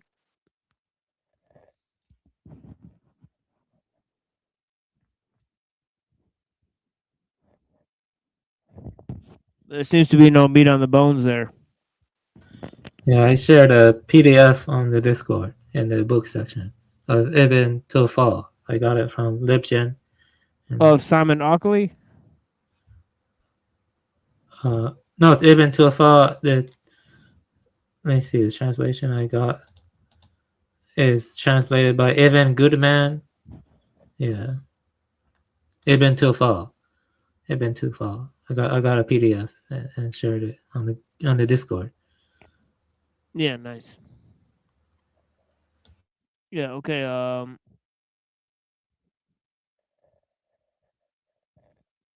Yeah, so let me see if there's anything else here. Into the early modern texts of Swarwana, and then starting with Hobbes in the second week. So the most important thing in terms of what we'll need to keep in mind for Hayy ibn Yaksan is Aristotle's Politics. We did excerpts of book 1, and particularly book 1, chapter 2, with the claim that human beings are political animals. Okay, so she said, like, Aristotle makes the claim that human beings are political animals. So it's going to tie into the book, right? Good. Okay. I think before I turn even more specifically to Ibn Tufayl, I just want to say one or two more things about the bilingual components. So, oh my God, the course reader. So I could at least get some sense that the Spanish was really being used of a think, pair, share in Spanish with each other. So basically, what I'm trying to say is that within the classroom itself, there was a lot of freedom to enormous questions about human nature, about how one experiences God, how one reaches the divine, what one is able to know. All of this is being conveyed through a story. And I think we all love the allegory of the cave in the Republic, but I think we're hard pressed to identify other philosophical allegories. So one of the things that just draws me to this text and keeps me coming back to it is the power of a story to open up thought experiments. So the story itself is very charming. It's about a boy who is raised on an island by a doe. There are no human beings on the island, so he begins life by identifying with other animals, non-human animals. And the mother doe, sadly, she dies, and he conducts an experiment on her to try to revive her. So that's part of the excerpt that was chosen and we'll focus on today. His educational journey, his spiritual journey, it's a Bildungsroman of sorts. He goes through these various stages in 7-year increments, and he's climbing the ladder of knowledge, and he certainly comes to understand. Okay, here we get into the actual explanation of the story, so this is good. A lot about the natural world. He's a natural scientist, but then he continues climbing that ladder and even ascends to religious truths. He reaches the purity laws of Islam completely apart from tradition. So simply by thinking and by imitating nature, he arrives at the purity laws. And then eventually this character Hai is able to experience mystic union with God. And that's, I would say, a major part I never of the got that story, far in the almost, book. The first half, towards the latter bit of the allegory, there's an encounter with society and with Yeah, other it's like human beings. it's like So it's like at the end- midway through, like he starts like tripping out. I remember starts tripping balls. the doe dying and him like operating on say weird stuff, and Yeah, he I starts kind of tripping forget out. after that. Yeah, like a little bit after, like maybe like 20 to 30 pages after that, he just starts tripping balls, and he's like, oh, everything's like made of this spirit that like controls all of nature, and he's like, nature is just like one like divine spirit, and he's like, King Stephen, bow down to Dolphin Jesus. Okay.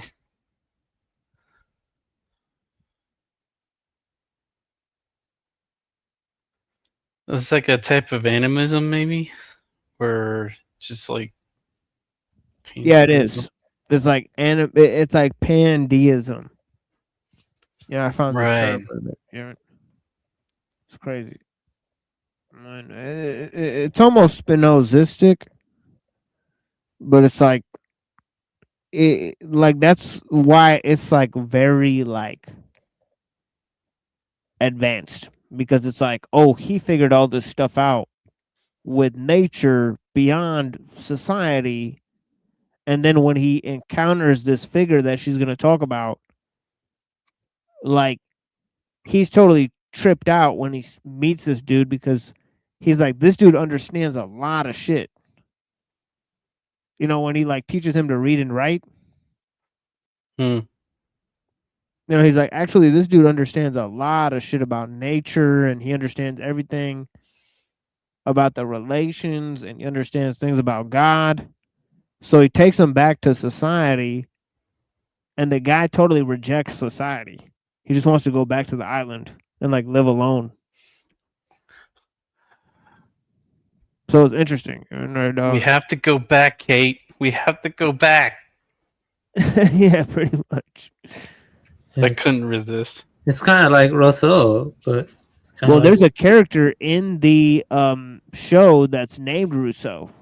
It made him into a woman. Yeah, that's like all like tripped out because like they want to stay there because they're like looking for their daughter. So it's a whole thing about family and. But yeah. So, anyways, yeah. Any more comments before I play some more of this, and then I'll probably. What show did you say? It's the show Lost. Oh, Lost. Yeah, Lost. Yeah, they had like a character named Locke and a character named Rousseau, and the character named Locke then becomes Jeremy Bentham. So maybe they're making a statement with that, and then they have. They had Hume. They had a whole plethora of people in there. Yeah, they had Michael Faraday. They had a guy named Bakunin. All right, and they have a bunch of different. Sawyer. Yeah, they have Tom Sawyer, and yeah, so they have a lot. So they're saying a lot of weird stuff with the names in the show, and then this whole show is about the state of nature debate. You know, so it's like referencing Robinson Crusoe and all those different elements, right? And the writers are, yeah,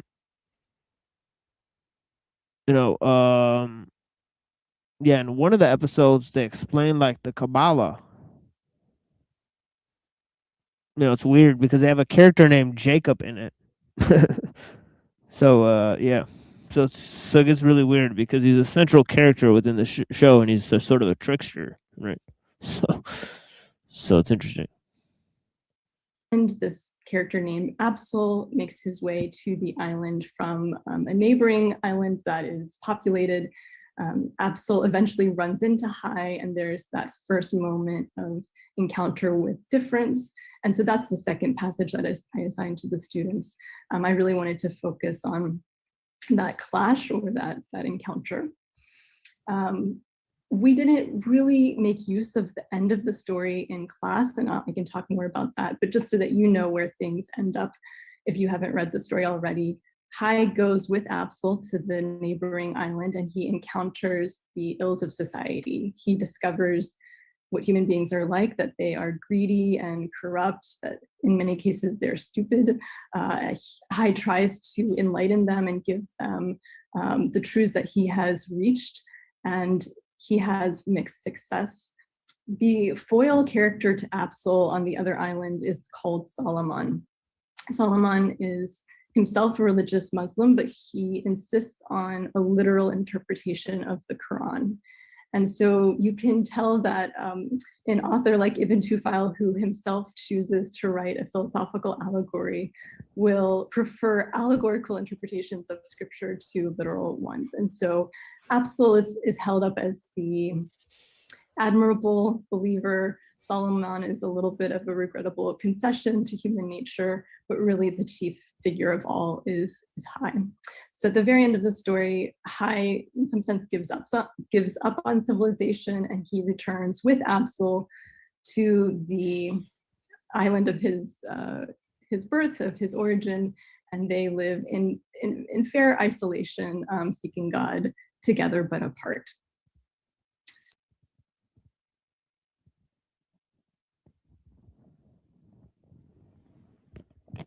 So they just go to two different parts of this island and just live alone.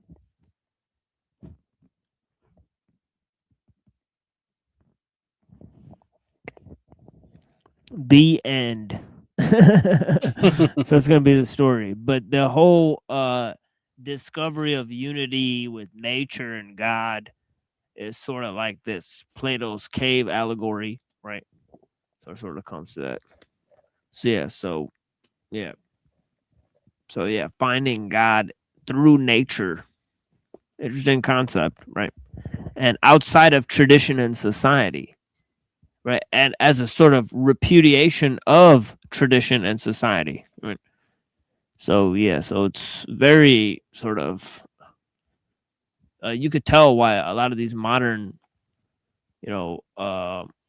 occultists and Quakers and all these weirdos, they have like a gravitation towards these concepts, right? So yeah.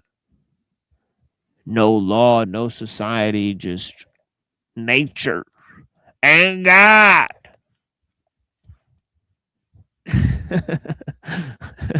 It's pretty interesting. One thing I can say is that when you get long stretches of solitude within natural scenery, it is better for creativity, like getting those long stretches of solitude within natural scenery. And a lot of great ideas do not come from thinking about it. They come like from flashes of insight when your mind is like free and not thinking endlessly and not grasping at things, and then there's like a flash of insight. And that's how great ideas normally come about, not from endlessly dwelling on them and just thinking rationally and endlessly and stuff like that.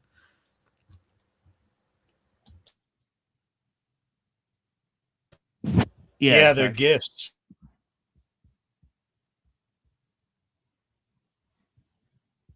Am I coming in all right? Yeah, definitely. Yep. Yeah. Oh, cool.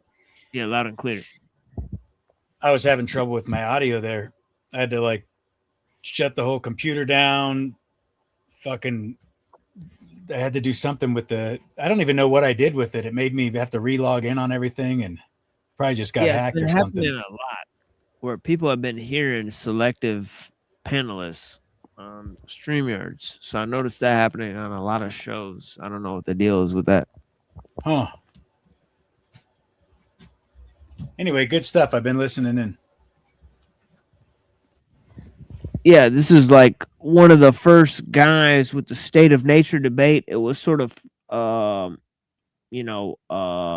taken up by Robinson Crusoe.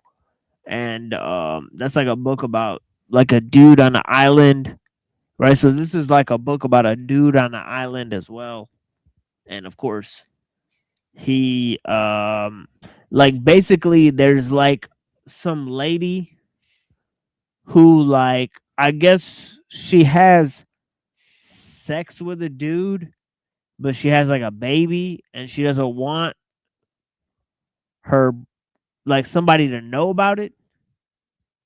Right? So she like takes it and just puts it in the ocean. I don't know, like in a basket, and then it ends up on an island.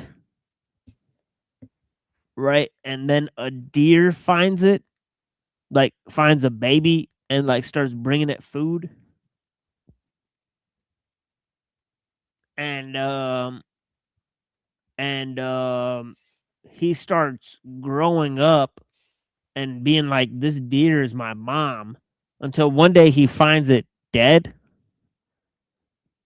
And so he opens up the deer and he opens up the heart and he finds like heat.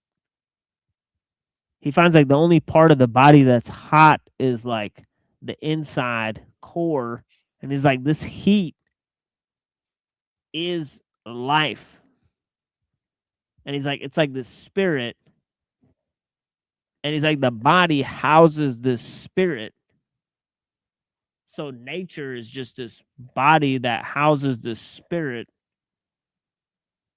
And so he like looks at the sun and the way it moves, and he like figures out like astrology, and then he figures out that his duty is to feed all the animals on this island so that they don't have to fight or kill each other. So he creates perfect harmony on this island, so nothing like fights or kills each other. And he puts like eagle wings on and starts like fighting all the animals and shit. And he figures out he's the strongest creature on this fucking island. And then he starts like organizing shit.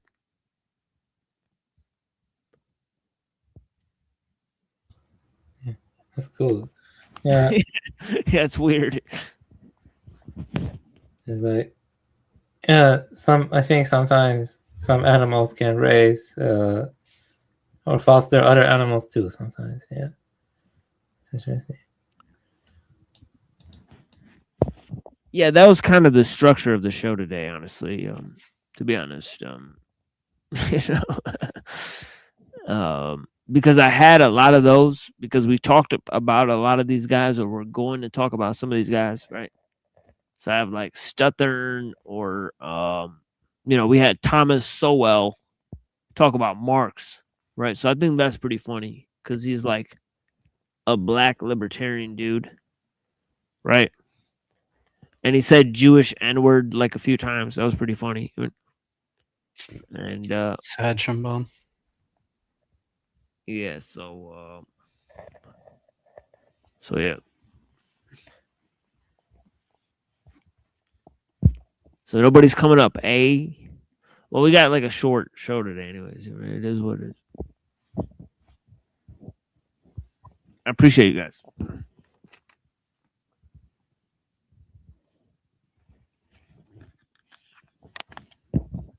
And of course, we will be back tomorrow.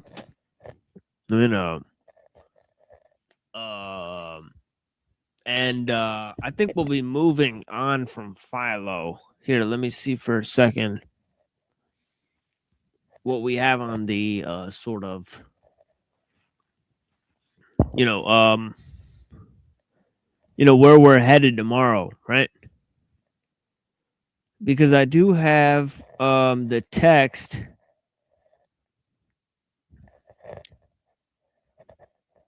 for Pearson and Berger, Gnosticism, Judaism,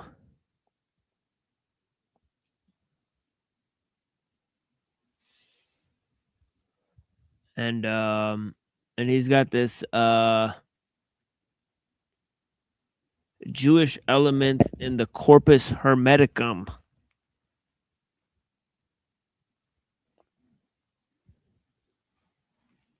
So yeah.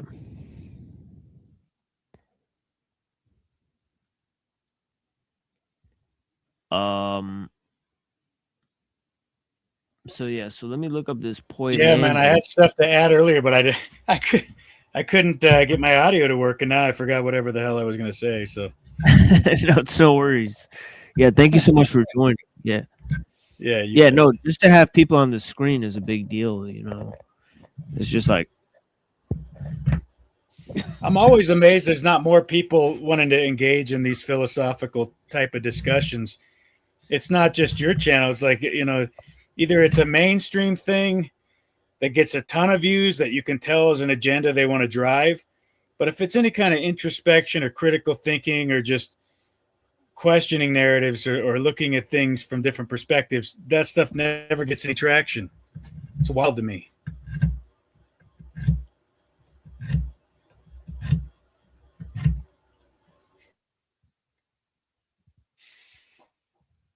yeah, people want the fluff and they want to sit back and listen to something and of course they want to be able to curate the show and sort of guide the discussions, right? And then, you know, not everybody really wants to do that who isn't trying to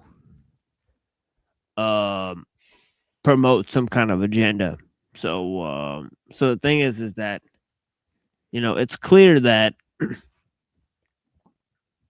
you have to look deeper. You have to have a professional attitude and sort of just because the algorithm is very not rewarding if you're not ready to sell your content, right? So because they're engaged in mass marketing, right? So so this is a fundamental aspect of things, but we will shut down soon. But it says here Poimandres, right? Right, also known as Poimandres, is the first tractate in the Corpus Hermeticum, right? Named after its main character, the Nous, or a supreme deity. So here is some. So so he talks about this work, right? And he talks about how Second Enoch, right? There's a whole series of Enoch texts, and they sort of get more wild, right? Here, hold on. Where am I looking here?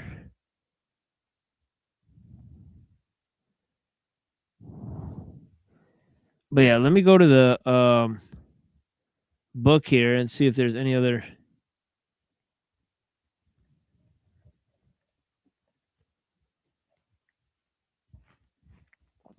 And I did take a lot of edibles. So yeah, so there's the figure of Melchizedek in Gnostic literature. This might be a good segue from the Philo stuff because there's this whole concept of the Melchizedekians. We were talking about Alexandrian Judaism and Gnostic origins, right? But there's also Jewish Haggadic traditions and the testimony of truth from the Nag Hammadi. Chapter 3.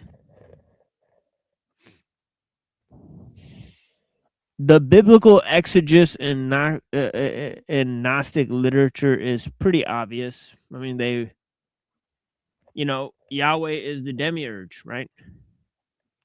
Or whatever, right? So, I mean, they're borrowing from Jewish cosmology is obvious, right? Lizard Tree asks, what is Freedom Grower making? What is making? Doing different fret jobs on necks right now. So I'm putting stainless steel frets on the first neck I've ever done that on. And I'm putting nickel frets on this one here. So I've got 2 different projects kind of going at the same time, and they're just cheap guitars that I'm bringing up to speed, putting some new life back into them.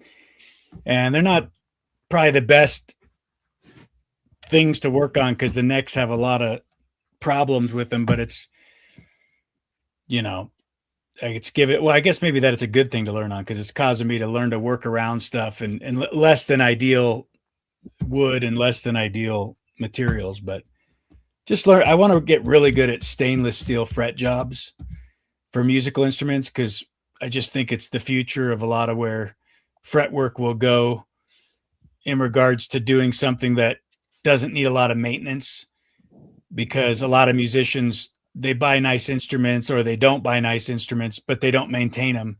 So they just all go to shit. So if you can get one that's a little bit less, it's just a little bit more maintenance free, then they'll be able to make better music with it.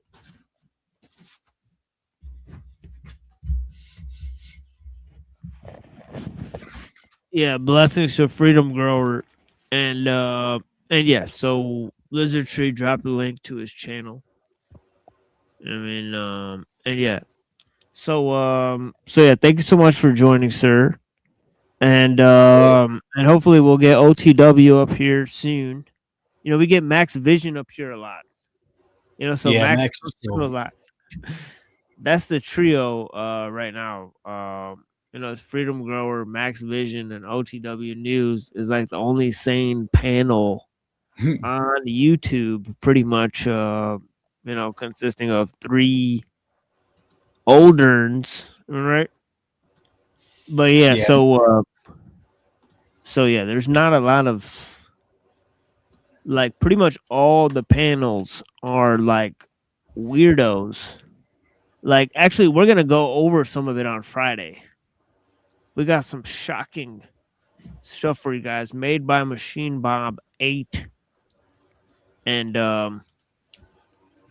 yeah, we're gonna recap a lot of stuff there, including so what do we have? We have Grid 1 Motorsports, right? We got Flow State, right? The Powder Dusty, and we got the Cockboy Crew. Oh yeah, and Andrew Wilson, Android Shilson. So I've recorded a number of tapes of them, right, doing various things. Also, I have one of Ben Thorpe on Landry's show yesterday. That one is really interesting because they're talking about how incest could be used to promote incest fantasizing about incest. Let me phrase this very correctly. Fantasizing about incest can be used to promote therapy for people who have incest-based trauma. And they talked about different things like they said, if you like women with big breasts, is because your mother was very cold to you. So sexuality ties back to how your parents treated you or something. So that's a pretty interesting clip, because they're sort of talking about really weird and strange things in that show. Well, that's the kind of stuff YouTube rewards. That's not It good. seems like it, right? So we also have Powder Dusty cucking to Andrew Wilson. So he's, asking him to work with them and all this type of stuff. So we have more clips of that. And of course, Wait, what did you call him though? It was I like that name there. Android something. You said Android Shilson. Android Shilson. I don't know. It's a combination of this Fedru Shilson, right? This was made by Evatard. Yeah, Evatard created Fedru Shilson, and then Android Shilson. If I ever had to introduce him, it'd be hard not to just have that blurred out. There's It's just- there's actually a image that we have to go with it that we may use. Okay. So let me actually see if I could find this image because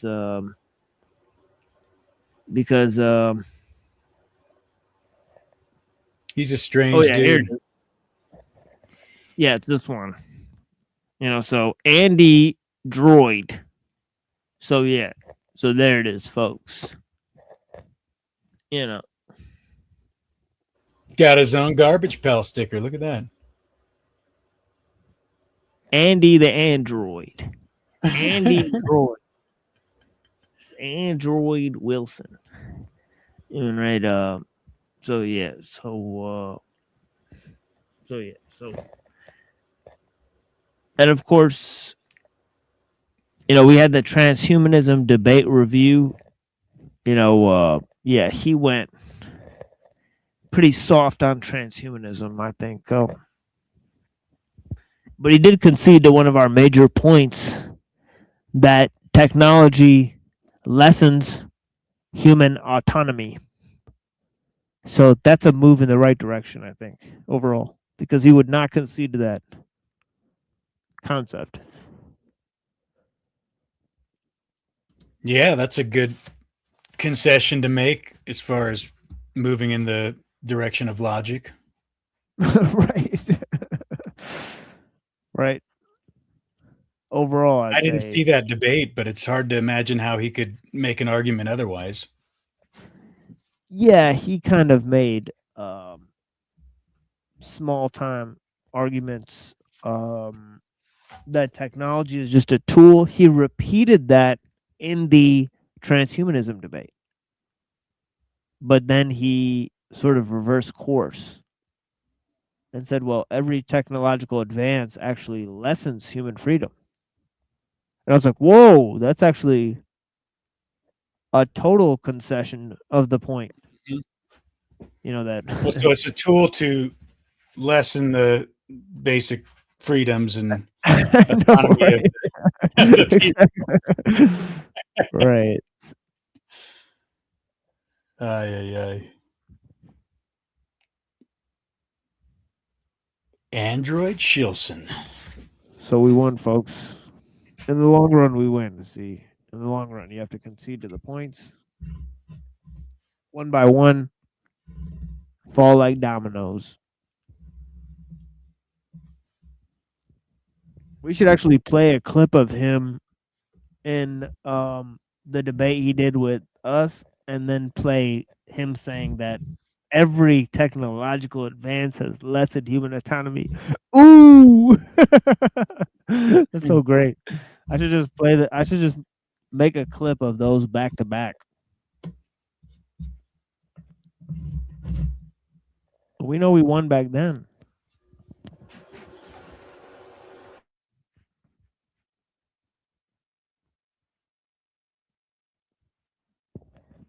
It's only a matter of time.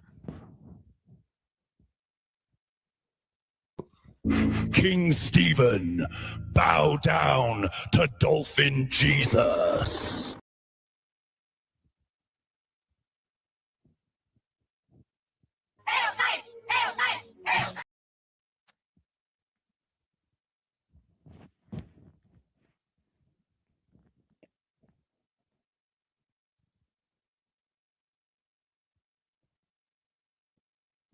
So who's out there in the chat? Let's see what it is.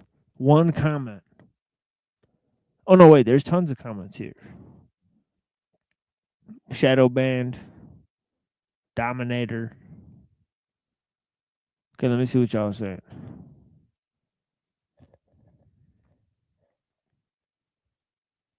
Sounds like Michael Tazarian. Man, that guy's weird, man. I can't agree with Twilight. I don't like that guy. I don't fuck with that guy, man. Wilson is weird. Yeah, Wilson's weird too.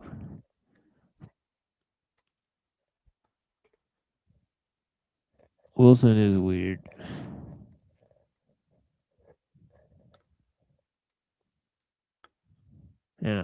But can I finish my inquiry, please, before you move off of it? If you masturbate with a wooden dildo, and that's conceivably fine, but having sex with a tree which is alive is not, then the only threshold breaker there is that the wood is dead.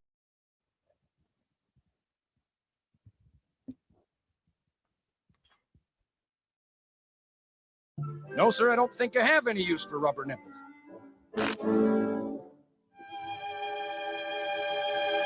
I'll tell you what, though.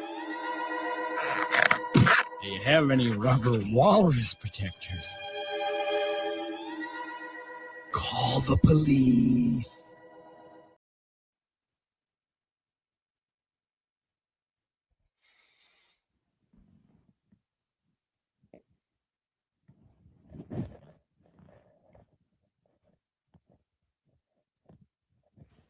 All right, guys.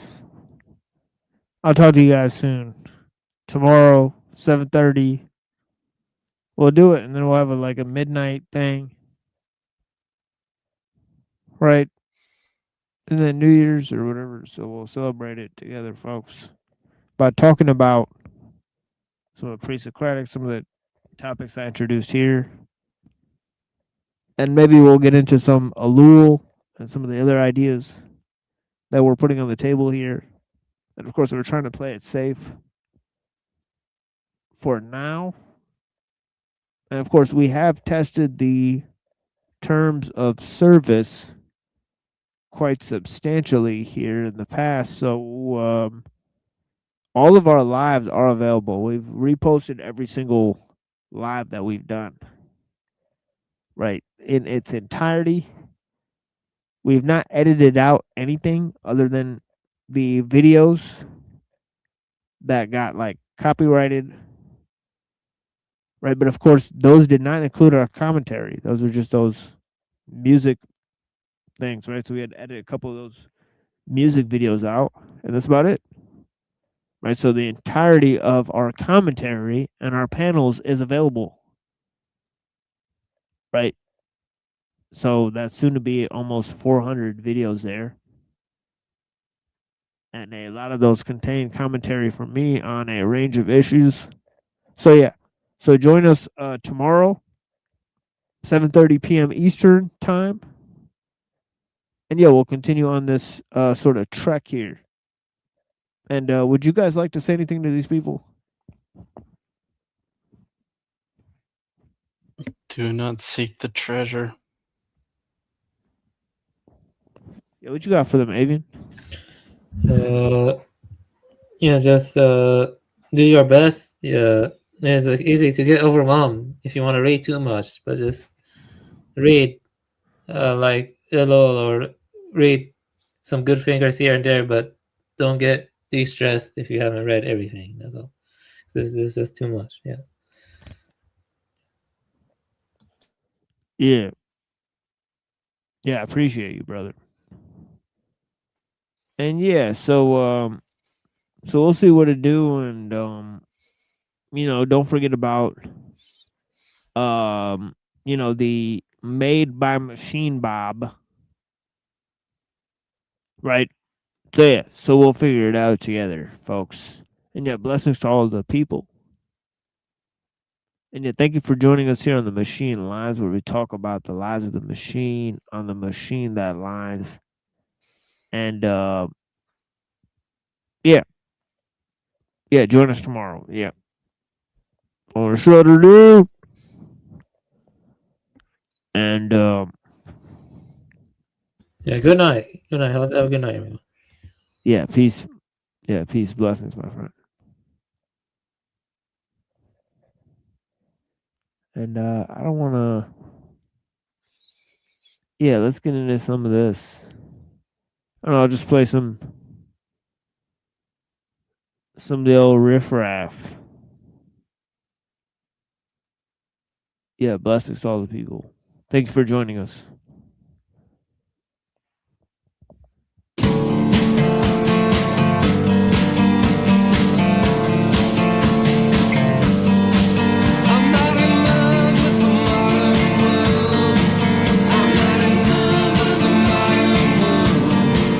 It was a torch to drive.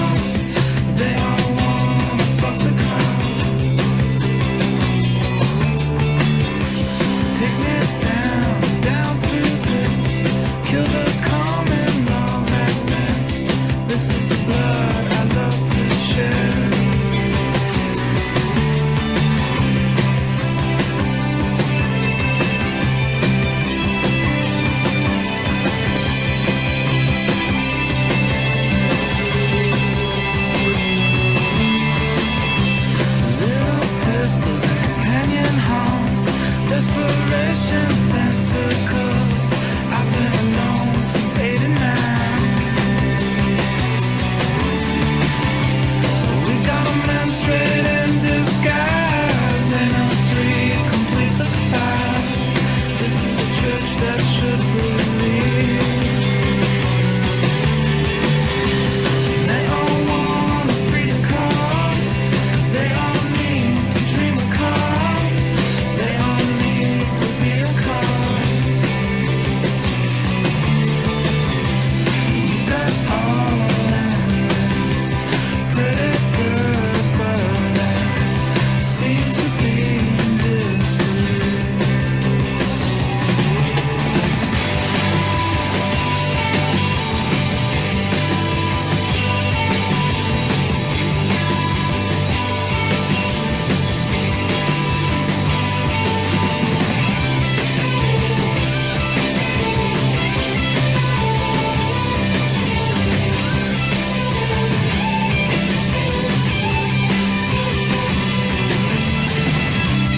You come in, check my time.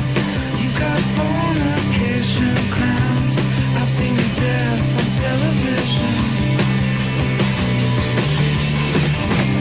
Cue a mortal childlike time. Separation is divine. Here's a strike beneath your knees. They all want to love the cause, 'cause they all need to be the cause. They all want to fuck the cause. Take me down, down through this. Kill the one within the bliss. Here's a waiting room that wants to say goodbye.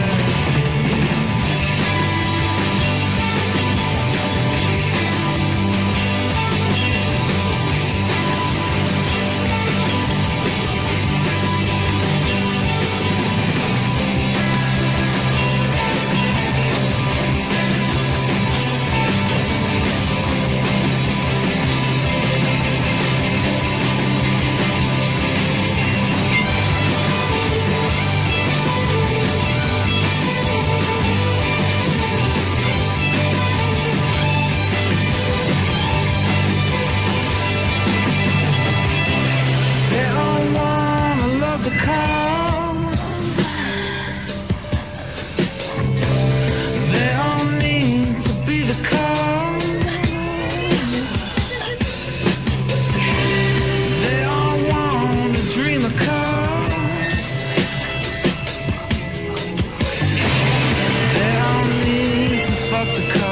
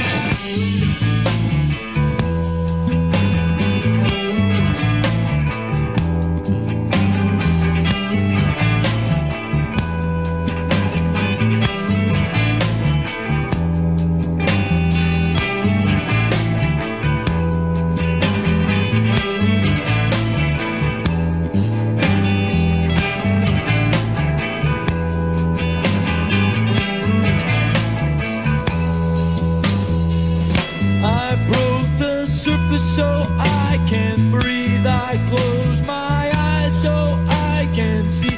I tie my arms to be free.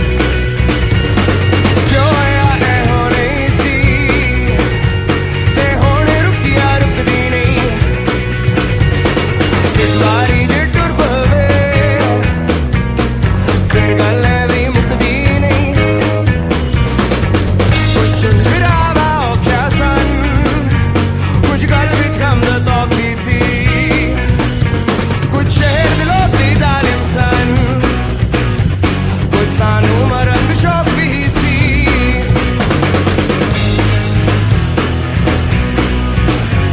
कुछ सानू मरन दा शौक भी सी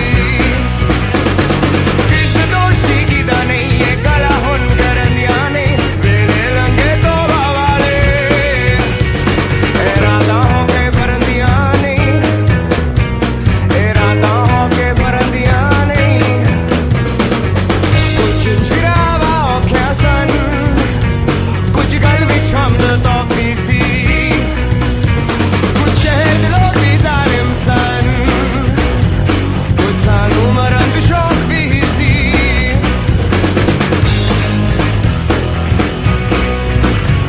कुछ सानू मरन दा शौक भी सी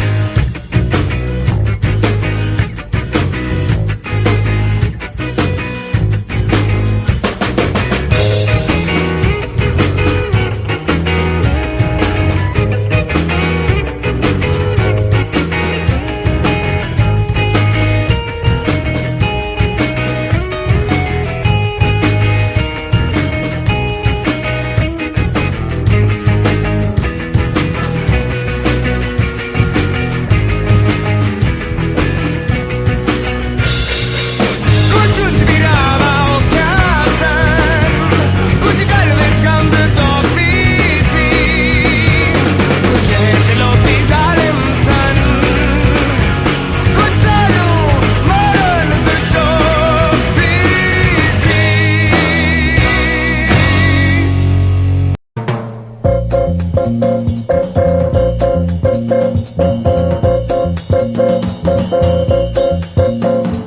I've had a little talk with my stomach, and I've decided to treat him right.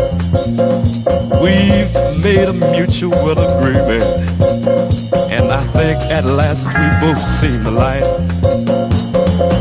The proper food and drink I shall give him, that he may do his job successfully, and render every organ of his body free from lack of strength and energy.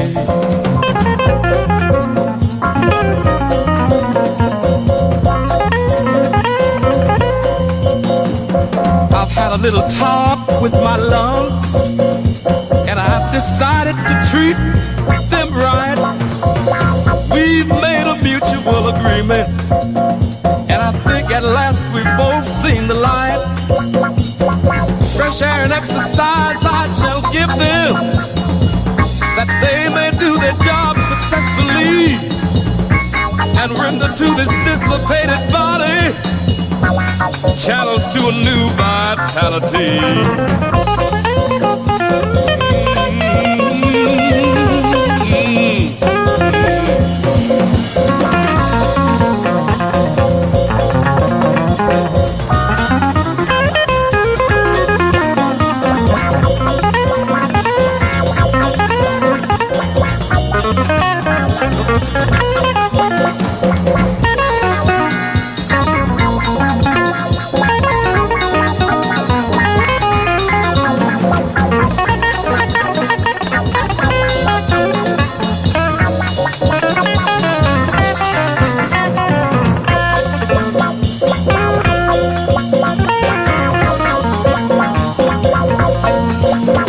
Yes, I had a little talk with my heart, and I've decided to treat him right. We've made a mutual agreement, and I think at last we've both seen the light. The stress and strain of life I will lessen, that he may do his job successfully, and render to the motor of this body fuel of life that's badly out of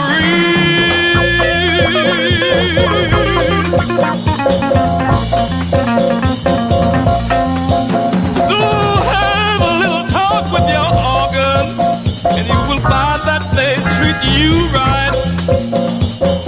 Just make make a mutual agreement that you never more shall cuss, fuss, or fight.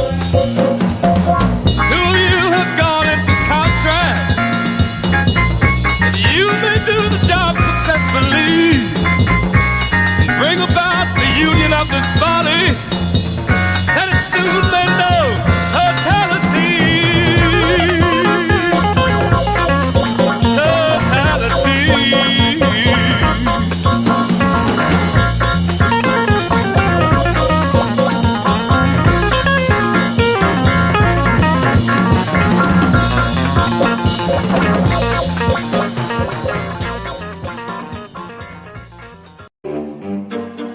How's your driving record? It's clean. It's real clean, like my conscience. Are you gonna break my chops? Don't trouble with guys like you come in here and break my chops all the time. If you're gonna break my chops, you can take it on the arches right now. You understand? Sorry, sir. I didn't mean that.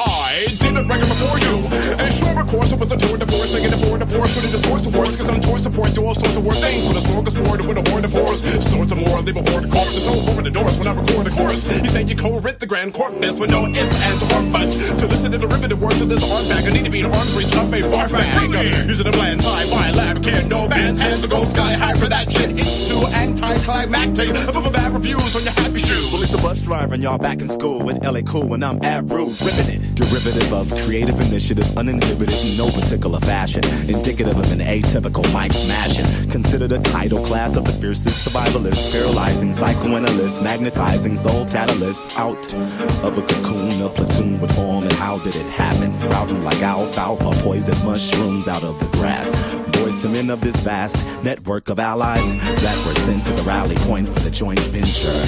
Henchmen with a long-standing friendship based on both surviving a lynching from those striving against them. Rise to an event spread to every width, area, and circumference. It's a heavy load to lift, but I was never known to quit nothing. I use a dolly, pulley, lever, conveyor belt on the assembly line where all of the steel melts. I'd weld them a chopper, tap on the chakra to get them back in order, and mail them a document to tell them retreat back over the border for his aura's sake, to make more and evade and record a great album for our style and cipher. Alpha the driver, I'm a clocker, as much of an actor as Mackay Pfeiffer's a rhymer. He's the bus driver and y'all back in school, and I'm Ab Rude, I'm with LA Cool, ripping it.